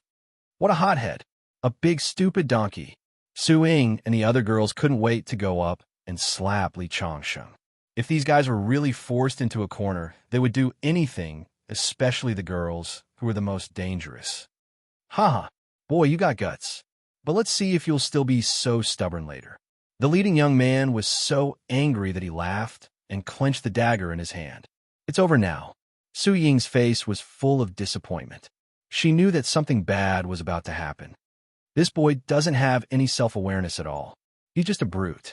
He could have turned big problems into small ones, and small ones into nothing. But now, he angered the other party. Isn't he courting death? Chen snorted coldly. She already disliked Li Changsheng, and now she hated him even more. Zhang Mingming was so scared that she was about to cry. She looked at Jiang Tao and said, Jiang Tao, think of a way. Think of a way. Jiang Tao also showed a bitter smile on his face and said angrily, I was willing to pay 100,000 yuan, but Changsheng's head was hot. He insisted on going against the other party. He's so powerful. Let him deal with it himself. Although he was a little angry at Li Changsheng for not knowing what was good for him, Jiang Tao still looked at the leading young man and said, Big brother, I'll pay 200,000 yuan. My brother is immature. Look, let him go. 200,000 yuan? The young man's eyes lit up. Okay, give me 200,000 yuan and you guys can leave. But this boy, even if you give me 2 million yuan, I'll still cripple him. What should we do? Zhang Mingming was so anxious that she was about to cry. Jiang Tao was also dumbfounded. He was stunned and then said, 300,000 yuan, brother. I'll give you 300,000 yuan. How about you treat him like a fart and let him go? Unexpectedly, The young man glared at him with a fierce look. He pointed the dagger at Jiang Tao and said fiercely, I said, even if it's 2 million yuan, I'll still cripple this boy. Don't you understand? Give me the money and get the hell out of here. Otherwise, not only will I not give face to Brother Xiong, I'll also clean you up. After the young man spoke, several people trembled subconsciously. Su Ying hesitated for a moment and whispered to Jiang Tao, How about we leave? Li Changsheng just lived in your dormitory yesterday. It's not worthwhile to put yourself in danger for someone you just met 2 days ago. Hao Ting and Chun Wan also nodded like chicks pecking rice, expressing their agreement with Su Ying's idea. They were not so noble to accompany a guy they just met for less than 2 hours to live and die together. And in their opinion, all of this was caused by Li Changsheng himself. He deserved to die. What did it have to do with them? Jiang Tao hesitated. He and Li Changsheng had known each other for less than 2 days. It was obviously unrealistic to say that they had deep feelings for each other. But he couldn't abandon his companions and run for his life. At this time, the leading young man had lost his patience. He grabbed the dagger in his hand and stabbed it toward Li Changsheng's chest. Go to hell, boy.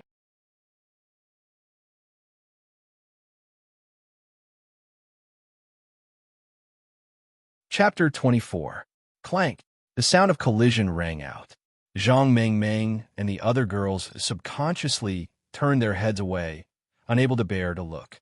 However, when they turned their heads, they saw a shocking scene. The leading youth's dagger did not hit Li Changsheng. Instead, the wine bottle in Li Changsheng's hand hit his wrist, and the dagger was sent flying. That was close. Jiang Tao witnessed the whole process and breathed a sigh of relief. F***CK, I don't believe that I can't kill you. Everyone, let's attack together and beat him up. The leading youth swung his painful wrist with a ferocious look in his eyes. He called out to his companions behind him. Some picked up stools, some grabbed wine bottles, and rushed toward Li Changsheng. These gangsters often fought and were very skilled and experienced. At this moment, they were very fierce. Su Ying and the other girls were already screaming in fear. Zhang Xiaofeng and Yang Fan were also scared and hid to the side. Only Jiang Tao could be considered calm, but his trembling hands showed the fear in his heart at this moment. A bunch of trash. Li Changsheng was not a good-tempered person. When he saw that the other party was about to gang up on him, he did not hesitate to knee the leader of the young men. The huge force made this guy, who was almost 8 meters tall, directly fly back, knocking the 3 guys who rushed up to him to the ground together. At the same time, Li Changsheng raised the wine bottle in his hand and smashed it on the head of a long-haired guy who rushed up. Immediately, the blood mixed with the wine flowed down the man's hair, creating a scarlet color. The remaining 3 people were shocked by Li Changsheng's fierce method. Zhang Mengmeng widened her eyes and was in high spirits. What are you looking at? Come at me if you don't like it. Li Changsheng let out a loud roar. His imposing manner resembled that of Zhang Ida when he scared off 100,000 Chao soldiers at Changban Slope. The remaining 3 youths looked at each other and rushed up almost at the same time. People who relied on violence for a living would not be so easily scared off. But soon, they regretted their actions because this guy who looked short and thin was really ferocious. When he fought, he was too abnormal. A single punch was enough to knock someone unconscious, and a knee strike was enough to send someone flying 2 meters into the air. The ferocity of his attacks was enough to make one's hair stand on end. Smashed beer bottles. He directly stabbed the palm of a guy who had been swept to the ground by him. In the blink of an eye, the 3 people who had rushed up were completely crippled. They lay on the ground, unable to get up. As for the 3 fellows who had been knocked down, they didn't have the courage to take another step forward when they got up in a sorry state. Just as they were about to help the leader up, Li Changsheng rushed up and swept his leg, knocking down 2 of them. The remaining one was so scared that he turned around and ran away, but Li Changsheng grabbed his hair from behind and pulled him to the ground. His face hit the ground hard, and when he turned his head over, his face was already covered in blood. He cried and begged for mercy loudly. Only then did Li Changsheng let go of his hair, picked up the wine glass on the table next to him, and poured himself a glass of wine to rinse his mouth. That posture was very much like a Big Brother style in a Hong Kong movie in the 1980s. Su Ying and the other women were already trembling in fear, while Jiang Tao and the other two men were boiling with excitement. This was simply comparable to a movie, with every punch hitting the flesh. This Lao Si was really too fierce. Get out of here. Li Changsheng put the wine glass on the table. The sound of the wine glass hitting the table almost scared the hooligans out of their wits. In the end, they rolled and crawled away. Jiang Tao and the others only reacted when the hooligans were out of sight. At this moment, Li Changxing's image in their hearts was comparable to a superhero in a movie, especially Zhang Mingming, whose eyes were full of little stars. Li Changsheng, how about I treat you to a movie? What kind of movie do you like to watch? Well, Li Changsheng scratched his head. I like to watch movies that only have action and no dialogue.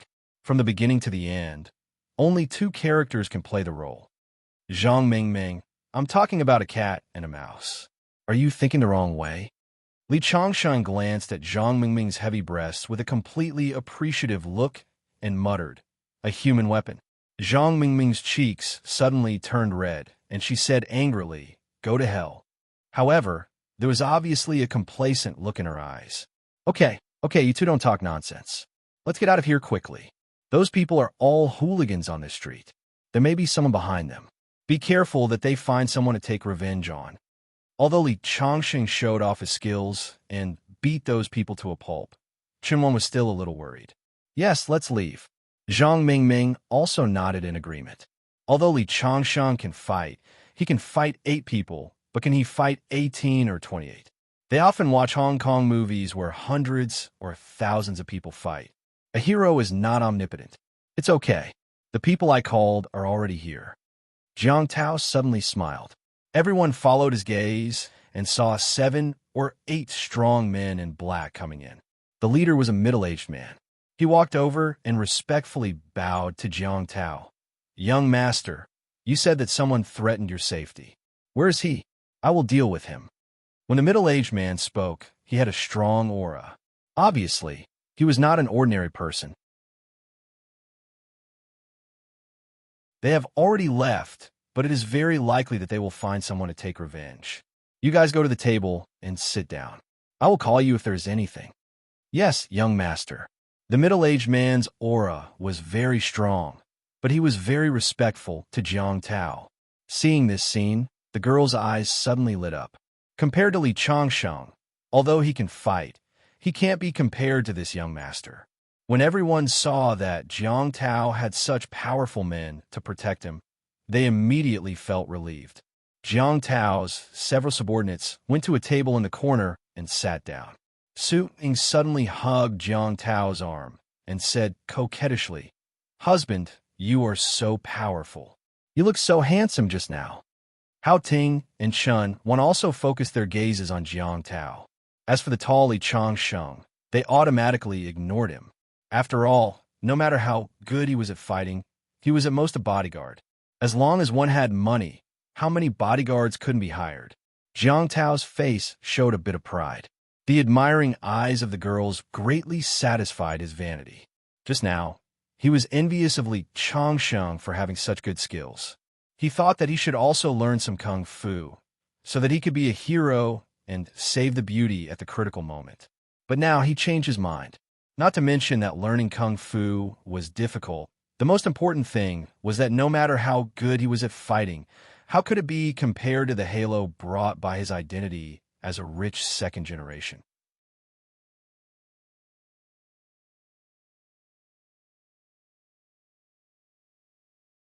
Chapter 25. Everyone sat down again. The waiter came forward to clean up the mess on the ground, and the scene was noisy again. Su Ying had seen Jiang Tao's power and prestige. At this moment, she hugged Jiang Tao's arm and refused to let go. Obviously, she had made up her mind to stick to Jiang Tao, the rich second generation.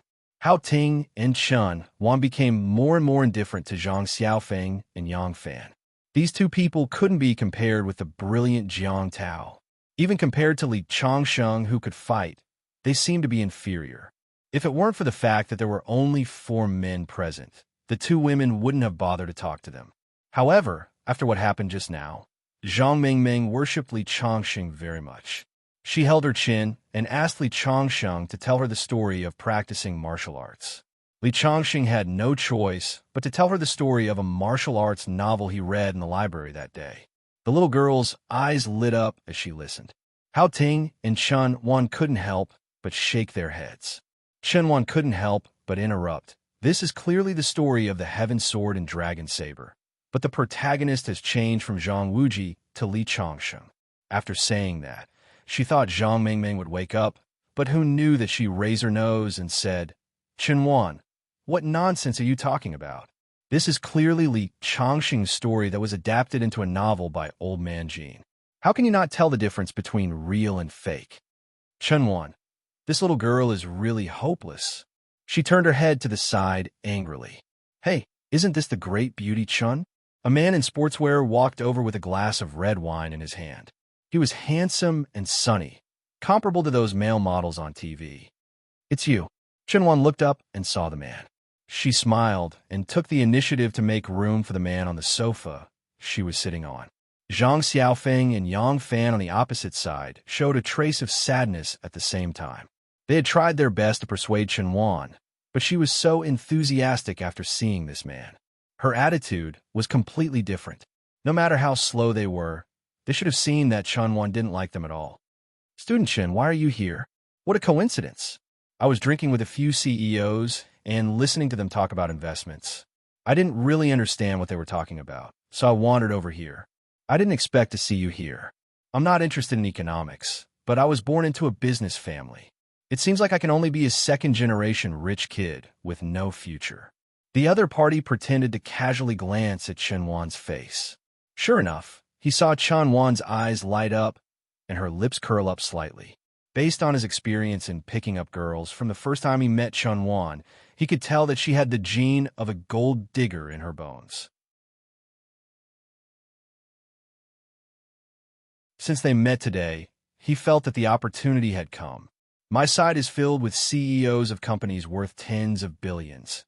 And there are also a few rich kids in the circle.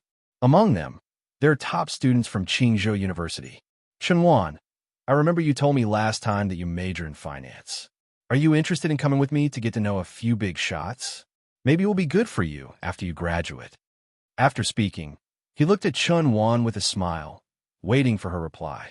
"Our Qingzhou University's top student is also a second-generation rich kid. Is that Wang Dongsheng from our school?" Hearing Chen Wan's words, Li Changsheng shook his head. He thought that Wang Dongsheng was probably lying in the hospital right now. Thinking of his punch, Wang Dongsheng's arm was definitely broken. Without 3 to 5 months of rest, he wouldn't be able to come out. Hearing Chen Wan's words, Zhao Bingyu's face froze for a moment. Then he smiled and said, "Yes, of course. Wang Xiao is sitting over there." "Ah." Li Changsheng suddenly raised his head. He thought, "Is there a second Wang Dongsheng in Qingzhou University? Really? Then you must introduce me to him." Chen Wan's face showed excitement. She seemed to have realized that she had lost her composure. She turned around and apologized to Li Changsheng and the others. "I'm really sorry. I'll go with Mr. Zhao first." After speaking, she stood up and impatiently walked to the other side. Seeing Chen Wan leave, Jiang Tao's face was a little ugly. Originally, he said that he came out to play this time to be a matchmaker for his brothers. He didn't expect that she would be taken away halfway. "Zhang Xiaofeng, I'll introduce you to another one next time." Hearing Jiang Tao's words, Zhang Xiaofeng smiled. At this time, how could he not see that Chen Wan was not interested in him at all? She looked down on him. Just now, he was secreting too much hormones. Now that he had calmed down, he was a little disappointed. Seeing Chen Wan leave, Hao Ting also stretched her neck and looked around. She didn't notice the conversation between them at all. Obviously, she was a little distracted. "Changsheng, did you discover the secret of the dragon-slaying saber in the end?" Zhang Mingming blinked her big eyes and asked. This made Li Changsheng feel a little speechless. Later, he was too lazy to make up a story and directly used the plot of the dragon-slaying saber. However, the other party seemed to really believe it. You're obsessed. There's no cure. Hao Ting just came back to her senses and shook her head. She really couldn't see how Li Changsheng attracted Zhang Mingming. At this moment, Chen Wan, who followed Zhao Bingyu to the other side, was dumbfounded, because there weren't any company CEOs sitting there. They were all young people, dressed like children from rich families. However, Wang Dongsheng, who she wanted to see, was not in the crowd at all. Young Master Zhao, this? Chenwan looked at Zhao Bingyu next to her in confusion, only to see Zhao Bingyu reach out and put his arm around her shoulder. He smiled and said, Wang Xiao should have left. How about this? Since you're here, accompany us for a drink. Although Wang Dongxing's family is rich, my brothers are not bad either. Don't you want to hook up with a rich man? We are all rich men. Now, how could Chenwan not understand that she had been deceived? She wanted to turn around and leave, but the other party directly pushed her to the sofa. What do you want to do? Chenwan was completely flustered at this moment. She wanted to find a rich boyfriend, but her goal was to marry into a rich family. Although these people were all rich second generations, they were at most playing around. They were a group of people who didn't want to admit their mistakes after eating. How could she let herself fall into the hands of these people? She wanted to get up from the sofa and escape, but she found that she was surrounded by several people. Little girl, don't worry. Accompany me for a few drinks first. When I'm happy, you can leave. If you don't give me face, then don't blame me for not knowing how to be gentle with you. A slightly older man said with a gloomy face. His gaze made Chun Wan's heart jump. Chun Wan seems to have encountered something. Hao Ting, who had been looking over there, suddenly said anxiously, I'll go and have a look. Jiang Tao stood up and made a gesture to his subordinates in the corner. Immediately, the middle-aged man led 6 strong men and followed behind him. Let go of that girl. Jiang Tao, who had several subordinates behind him, was suddenly full of confidence and shouted loudly, I'm the son of the chairman of the Jiang group. She's my friend. Let's see who dares to touch her.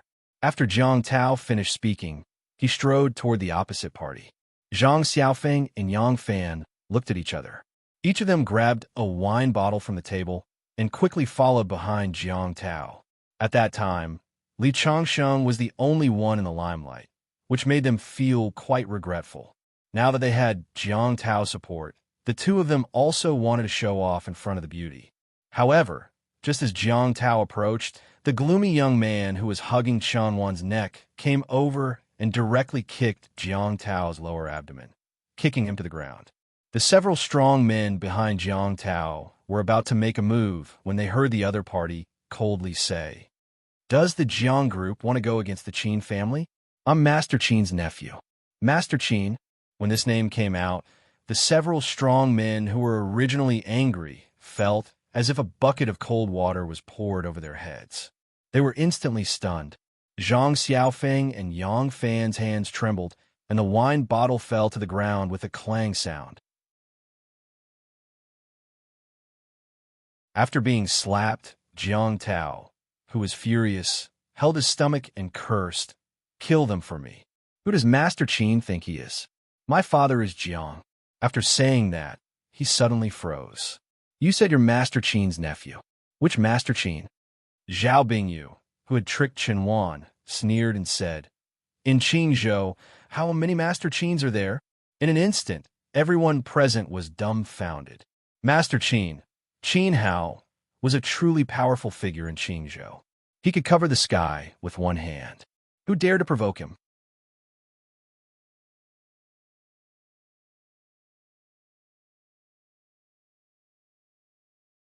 Chapter 26. This time, Jiang Tao was completely at a loss. Although he was a rich second generation, his family was like an ant in front of an elephant when compared to the Qin group. How could he dare to go against Qin Hao's nephew? So, do you still want to meddle in other people's business? Young Master Qin looked at Jiang Tao with a sneer. Jiang Tao's voice trembled as he spoke. Young Master Qin, screw you. Young Master Qin kicked Jiang Tao's body and made him fall to the ground. At the same time, He pressed his foot on Jiang Tao's face. Let me ask you, do you still want to meddle in other people's business? Jiang Tao's face was filled with fear, but he still said, Chun Wan is my friend. Young Master Qin, please be merciful. Expensive your mother. Young Master Qin grabbed Jiang Tao's hair and slapped him. The sound was crisp and clear, which scared Zhang Xiaofeng and Yang Fan. The women were trembling with fear. Jiang Tao's face was swollen with 5 clear palm prints. His eyes were filled with humiliation, but he didn't dare to say anything. He just begged in a low voice, please be merciful. Young Master Qin snorted coldly and ordered his subordinates, bring the 3 women here. Get the men to kneel at the side. After he finished speaking, a few bodyguards immediately walked out from behind him and walked towards Li Changsheng and the others. Zhang Mingming's face was also filled with fear. She had never seen such a big scene. Su Ying was so scared that her hands were shaking. What should we do? He is Qin Hao's nephew. We are finished. Hao Ting was even more dumbfounded. At that time, when she saw Zhao Bingyu bringing Chun Wan over, she was envious and wanted to meet some business tycoons. Now, she was scared out of her wits. If she fell into the hands of these rich people, her reputation would definitely be ruined. Li Changsheng, think of a way to save us. Zhang Mingming grabbed Li Changsheng's arm as if she was grasping at the last straw. Save? How? Su Ying shook her head. She didn't think Li Changsheng could save them. It was true that Li Changsheng knew some martial arts, but the other party was Qin Hao's nephew. Qin Hao was the local tyrant in Qingzhou. He could cover the sky with one hand, and no one dared to offend him. At this moment, Qin Xian's subordinates walked over. Su Ying and the others didn't dare to resist, and obediently allowed themselves to be brought to Qin Xian.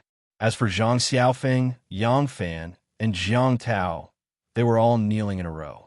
Jiang Tao was still begging Qin Xian to let him and the girls go.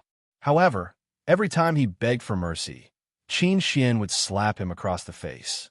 His entire face was swollen. Yang Fan and Zhang Xiaofeng lowered their heads as their bodies trembled. They didn't even dare to speak. The eyes of Su Ying and the other women were filled with despair. Li Changsheng was standing next to Zhang Mingming. Zhang Mingming whispered to Li Changsheng, Changsheng, you know Kung Fu. They won't be able to catch you. Regarding this, Li Changsheng only smiled and looked at Jiang Tao, who was constantly begging for mercy. Although Jiang Tao was a little timid, he was still loyal. As for Zhang Xiaofeng and Yang Fan, his eyes were filled with disappointment. They're just ordinary people after all. Kid, why don't you kneel down? Qin Xian couldn't help but frown when he saw Li Changsheng standing there, who was extremely eye-catching. At the same time, one of Qin Xian's subordinates walked up to Li Changsheng and was about to slap him. Young Master Qin asked you to kneel down. Don't you King understand? However, before his palm could land, Li Changsheng kicked him in the abdomen and sent him flying backward. In an instant, the surroundings were completely silent. Everyone looked at Li Changsheng in surprise. Even Qin Xian's eyes were filled with shock and uncertainty. His subordinates were all martial arts experts that he had hired with a high salary. However, they were sent flying by Li Changsheng with a kick. This guy's kung fu was not ordinary. Zhang Mingming's eyes were filled with joy. However, Jiang Tao's face became even uglier. Li Changsheng had hit Qin Hao's men. There was no room for reconciliation. My friend, you have some skills, Qin Xian said with a fake smile. You even dare to hit my subordinates. It seems that you don't give me face. Li Changsheng chuckled and walked up to Qin Xian. He reached out and patted his cheek. Give you face? Who do you think you are? Li Changsheng's action made everyone dumbfounded. Their eyes were filled with disbelief. This guy is crazy. How dare he talk to young Master Qin like that? He is courting death. Jiang Tao and the others were scared out of their wits. They knew that they were done for. Li Changsheng's action had undoubtedly enraged Qin Xian. The surroundings were suddenly plunged into silence. Even Zhang Mingming swallowed her saliva subconsciously. She felt her throat was dry. Audacious. This was the word that came to everyone's mind at the same time. Qin Xian's face was filled with uncertainty. He was also dumbfounded. At the same time, he was thinking about who this guy was. He dared to slap his own face. "What's your name?" Qin Xian looked at Li Changsheng with uncertainty. "My name is Li Changsheng. You can also call me by my nickname, Ba Ba." "Dad," Qin Xian blurted out and then flew into a rage. "UF asterisk king scolded me." Qin Xian was completely enraged by Li Changsheng. He directly raised his fist and punched at Li Changsheng. However, he regretted it after he waved his hand. This guy was quite skilled just now. Li Changsheng didn't give him a chance to back out. Before his ferocious punch could reach Li Changsheng kicked him in the abdomen. His whole body flew backward and smashed into the coffee table. The tempered glass coffee table was directly smashed and shattered into pieces. He also fell on top of the water glass. His body kept rolling around, and he screamed in pain. After more than 10 seconds, he struggled to get up. His forehead was covered in cold sweat because of the pain. However, he thought that he had more people on his side. He cursed, "Little B asterisk starred, I'm going to kill you." Then he saw his bodyguards and the foppish playboys with him all rushed at Li Changsheng. "You want to kill me with just you?" Li Changsheng kicked the first bodyguard in the face with a high whip kick. The bodyguard, who was 1.8 meters tall, fell to the ground with his head raised. At the same time, Li Changsheng rushed to Qin Xian, grabbed his head, and pressed it against the glass shards on the ground. Ah! There was a shrill scream. When Qin Xian's head was pulled up, his face was covered in blood. Everyone present was shocked by Li Changsheng's fierce moves. Zhang Mingming and the other girls widened their eyes. Their hearts were beating fast. At this time, 2 more bodyguards rushed up. Li Changsheng grabbed Qin Xian's ankle and swung him up. He used him as a weapon and swept the 2 bodyguards away. Qin Xian, who was screaming in pain, flew out when Li Changsheng let go and hit the pillar next to him. Bang! With a crisp sound, Qin Xian collapsed onto the ground along with the pillar. His head was bleeding profusely.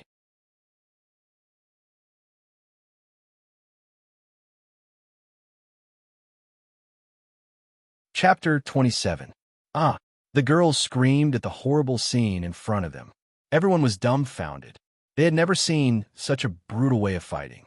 It was too cruel. Qin Xian was completely paralyzed there. His eyes were rolling, and his body kept twitching. The rich second generation originally wanted to rush up and beat up Li Changsheng, but now they were trembling with fear. When Li Changsheng glanced at them, they immediately knelt on the ground in fear. Li Changsheng didn't even bother to look at them. He just looked at Jiang Tao, whose face was swollen, and smiled. He went over and helped him up. "You're good. You've been pleading for others from the beginning. You never thought of being alone." Hearing Li Changsheng's words, Jiang Tao sighed. "Lao Si, you're in trouble." As soon as his voice fell, they heard the sound of a mobile phone ringing. Everyone looked at the sound and saw that it was from Qin Xian. At this time, Qin Xian's face was covered with blood, but he had regained some consciousness. He took out his mobile phone with trembling hands. When he saw the name displayed on the screen, he was surprised and pressed the answer button. "Hello, brother. I was beaten. I'm at the nighttime bar. Are you nearby?" "That's great. Come and save me." "Yes, bring more people. That guy knows Kung Fu." Qin Xian's words fell into the ears of everyone present. Qin Xian's subordinates and the rich second generation were all happy. On the other hand, Jiang Tao's people showed fear on their faces. "Qin Xian's brother, isn't that Qin Yi? Qin Hao's son, the crown prince of Qingzhou. He's coming. I heard that Qin Yi was beaten some time ago. Qin Hao hired a boxing champion from abroad to be his bodyguard. Now that he's here, this young man is going to be unlucky." Many people around him looked at him with pity. In their opinion, no matter how good Li Changsheng was at fighting, his opponent was Qin Yi, Qin Hao's son, the crown prince of Qingzhou, with a boxing champion by his side. Maybe Li Changsheng could beat Qin Xian's bodyguards, but how could he be a match for the boxing champion? After hanging up the phone, Qin Xian was still in a miserable state, but his eyes were filled with pride. "My brother is coming. He will avenge me." Zhao Bingyu and the other rich second generations' eyes lit up. The haze in their hearts was swept away. Zhao Bingyu trotted over to Qin Xian and helped him up. Zhao Bingyu helped Qin Xian up. "How dare you hit me, Qin Xian? I'll definitely kill you," Qin Xian said through gritted teeth. His eyes were filled with resentment. Su Ying and the other girls smiled bitterly and shook their heads as they looked at Li Changsheng. So what if he can fight? No matter how strong he is, he's just a brute. He can only lower his head in the face of power. This time, not only Jiang Tao, Su Ying, and the others, but even Zhang Mengming's expression became unsightly. "Changsheng, let's run before their men arrive." "Yes." Zhang Xiaofeng and the others also reacted. "Run? It's too late." Jiang Tao bitterly smiled and looked at the entrance of the bar. He saw two groups of people pouring in from the door. The leader of one group was Qin Yi, and the other group was led by the punks who were beaten by Li Changsheng. Qin Yi has already made people desperate, and with the help of the punks, it's undoubtedly worse. Jiang Tao muttered to himself, and his strength seemed to be drained. Su Ying and the other girls were trembling, like little sheep in front of a pack of wolves, full of powerlessness and fear. At the door of the bar, two groups of people appeared at the same time. One group was led by Qin Yi, the young master of the Qin family. Next to Qin Yi was a middle-aged man, dressed in black, giving people a sense of extreme danger. He was Qin Hao's right-hand man, known as Madman Su. Behind Madman Su, there was a black man with a strong body and explosive muscles, giving people a strong sense of oppression. Needless to say, he should be the bodyguard of the boxing champion that Qin Hao hired for his son from abroad at a high price.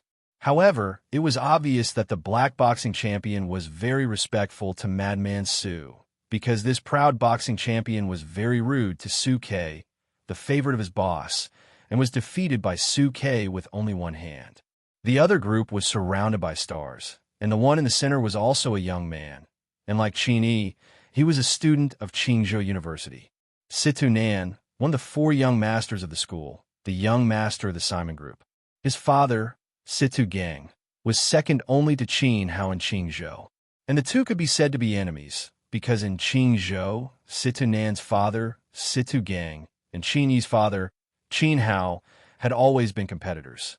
The two of them were in the same school since high school, and they had been fighting, and in college, they were even more incompatible. So when the two groups met at the door of the bar, they were very unhappy with each other. "Yo, isn't this young Master Qin? I heard that you were beaten up some time ago and stayed in the hospital for a few days. Aren't you a black belt in Taekwondo? You're really a disgrace to our fourth young master, and I feel very embarrassed to be ranked as one of the fourth young masters of the school," Situ Nan said in a strange tone. Qin Yi's face suddenly became ugly.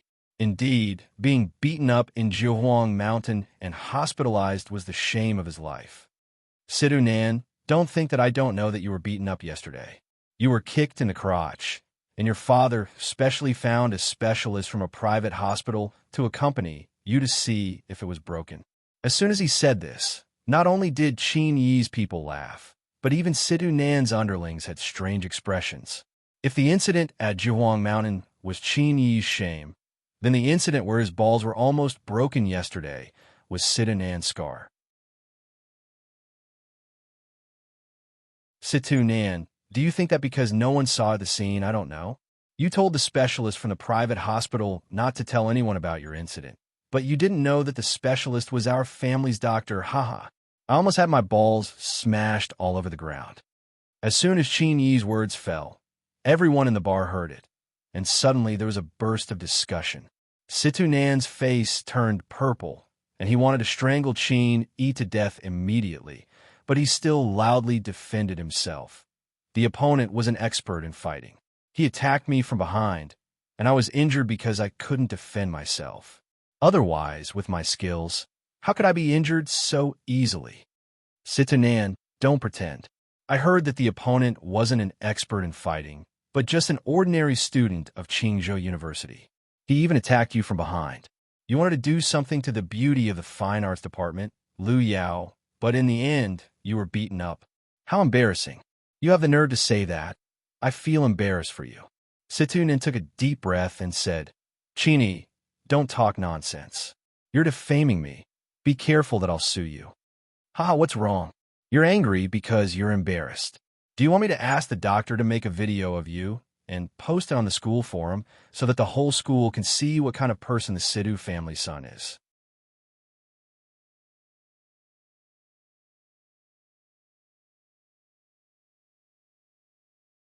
Chapter 28. Situ Nan was beaten up by an ordinary student from Qingzhou University. Who was so bold? Who dared to beat up Situ Nan? The bar was not far from the university. So many of the customers were students from Qingzhou University. They all widened their eyes when they heard the news. The two groups of people rushed into the bar and started fighting as soon as they saw each other. It wasn't until they entered the bar that they remembered their business and temporarily stopped the dispute. Brother, you're finally here. Qin Xian saw Qin Yi come in and limped over with the help of Zhao Bingyu. He covered his head with his hands. Qin Yi frowned when he saw the blood on his face. How dare you beat up someone from the Qin family? You must be tired of living. Qin Yi was not a kind person. As Qin Hao's son and the real crown prince of Qingzhou, he had beaten up countless people since he was a child. Situ Nan shouted coldly. Who dared to beat up my little brother? You must have eaten a leopard's guts.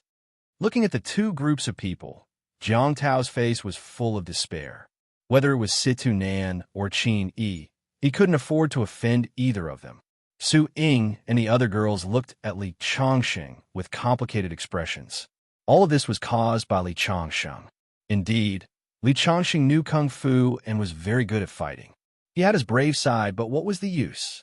Two fists can't beat four hands. Even if he was good at fighting, would he dare to beat up Qin? Would he dare to beat up Situ Nan? Even if they lost a hair, the power behind them could destroy ordinary people's families. Because of the dim light in the bar, the two sides didn't recognize Li Chongsheng. Qin Yi's bodyguard, the middle-aged man, stood up and said coldly, Who is the culprit? Come out. Suke is Qin Hao's right-hand man. I didn't expect him to be Qin Yi's bodyguard. It is said that he retired from the special forces and is proficient in ancient Muay Thai, Jiu-Jitsu, and karate. He once killed a boxing champion with one punch. No one in the entire Qingzhou is his opponent. Situ Nan said with a face full of fear. When he saw the cast on the middle-aged man's left hand, his face changed. It is said that the man who beat Qin Yi was so powerful that even Suke was no match for him. I thought it was just a rumor, but now it seems that the rumor is true. It seems that I'll have to keep a low profile in the future. This world is really full of hidden dragons and crouching tigers. If I can't, I'll ask my dad to hire a boxing champion as a bodyguard. However, if I encounter the expert who injured Suke, I'm afraid that boxing champion won't be of any help. Situ Nan silently calculated. At this moment, the surrounding onlookers were also discussing animatedly. Qin Yi is indeed the fourth young master of the school, the crown prince of Qingzhou. Look at how powerful his bodyguards are. Who would dare to provoke him? Qin Yi has always been overbearing. I'm afraid that the young man who hurt Qin Xian will be unlucky. I've heard that Suke's most amazing battle record was breaking 9 wooden planks with a single punch. Wouldn't that be enough to break a person's bones? He's too scary. We cannot afford to offend him. Who injured our young master Xian just now? Come out and accept your death. One of Qin Yi's lackeys shouted arrogantly. It's him. Zhao Bingyu pointed in the direction of Li Chongsheng. At this moment, Zhang Mengmeng and the other girls' faces were instantly pale to the extreme. Su Ying shook her head and said, It's over. It's really over this time. Li Chongsheng, didn't you say that you would bear the responsibility alone? Tell them that it's all your own doing. It has nothing to do with us. Chenwan suddenly said loudly. Her face was full of anxiety and fear. At the same time, she looked at Li Chongsheng with a pleading face. Chenwan, how can you do this? Zhang Mengmeng said loudly. Jiang Tao was also angry. Chenwan, if we had known earlier, we wouldn't have saved you. You're simply ungrateful. Chenwan didn't answer. She just stared at Li Chongsheng. Say it. Didn't you say that you would bear the responsibility alone? If you're a man, you have to keep your word. In the bar, everyone looked in the direction of Li Chongsheng. but because the bar was dimly lit, only a thin figure could be seen. Qin Yi frowned slightly. He felt that he had seen this figure somewhere before. Many people were whispering. They all thought that Li Changsheng was doomed to be unlucky today. Young Master Situ, he's the one who injured us. The gangster with a bloody head saw Li Changsheng and stood up to Situ Nan. Humph, you're really a bunch of trash. This guy is so thin, but he can beat you up like this. You're a disgrace to me. Situ Nan snorted coldly. He was kicked by Li Changsheng the other day. He was so focused on the pain that he didn't see what Li Changsheng looked like. At this moment, he was reprimanding his underlings with an unhappy face. On the other side, Qin Xian and the other foppish young masters glared at Li Changsheng with resentment. They were usually very impressive, but today they were beaten up. If news of this got out, they would lose all face in the future. A few of them clenched their beer bottles tightly. They were waiting for Su Ke to beat Li Changsheng up, and then they would go up and beat him up a few times. He doesn't look like anything special. He's not tall, and his body is so thin. Brother Xian, you can consider changing your bodyguards. Qin Yi said coldly. At this moment, a beam of light shone on Li Changsheng's face. Qin Yi's body suddenly trembled and stiffened. His eyes were filled with shock, as if he had seen a ghost. He remembered clearly what happened a few days ago at the Nine Emperors Mountain. It was his greatest humiliation, and he would never forget it. This face made him have nightmares for a few days. Originally, he wanted to seek revenge after he recovered, but he was stopped by his father. Qin Hao said that Su Ke had a close relationship with Old Master Chu, so he couldn't offend him. Therefore, he could only suppress his hatred. But he didn't expect to see Li Changsheng again today. At this moment, there was a buzzing sound in his head, and he didn't know what to do. The humiliation of being beaten, his father's warning, the hatred for Li Changsheng, and the fear that came from the bottom of his heart made him fall into a struggle. What should I do? What should I do? On the other side, Situ Nan also saw the face under the light. Why does it look so familiar? It's him. His eyes suddenly widened, revealing the light of hatred. At the same time, he subconsciously clamped his legs together. Give him a good beating. Beat that bastard to death. Qin Xian shouted, full of hatred. The surrounding people's hearts were in their throats. They knew that a good show was about to begin. This young man dared to offend the Qin family. They were afraid that if he didn't die, he would be crippled. Boy, this is the result of acting recklessly. Let's see if you can still be so arrogant. Zhao Bingyu also looked like a villain. He was trembling in fear just now, but now he felt like he was in charge. Li Changsheng only glanced at him coldly. For a lackey like this, he could crush him to death with one finger. What were you looking at? Zhao Bingyu shouted. Li Changsheng's glare made his hair stand. However, Li Changsheng ignored him and looked at Su Ke with a faint smile. Su Ke smiled wryly. After a few minutes, there was still no sign of a fight. You're tuning in to the Warrior Lore YouTube channel. Don't forget to subscribe and join us on this journey to catch the most captivating stories.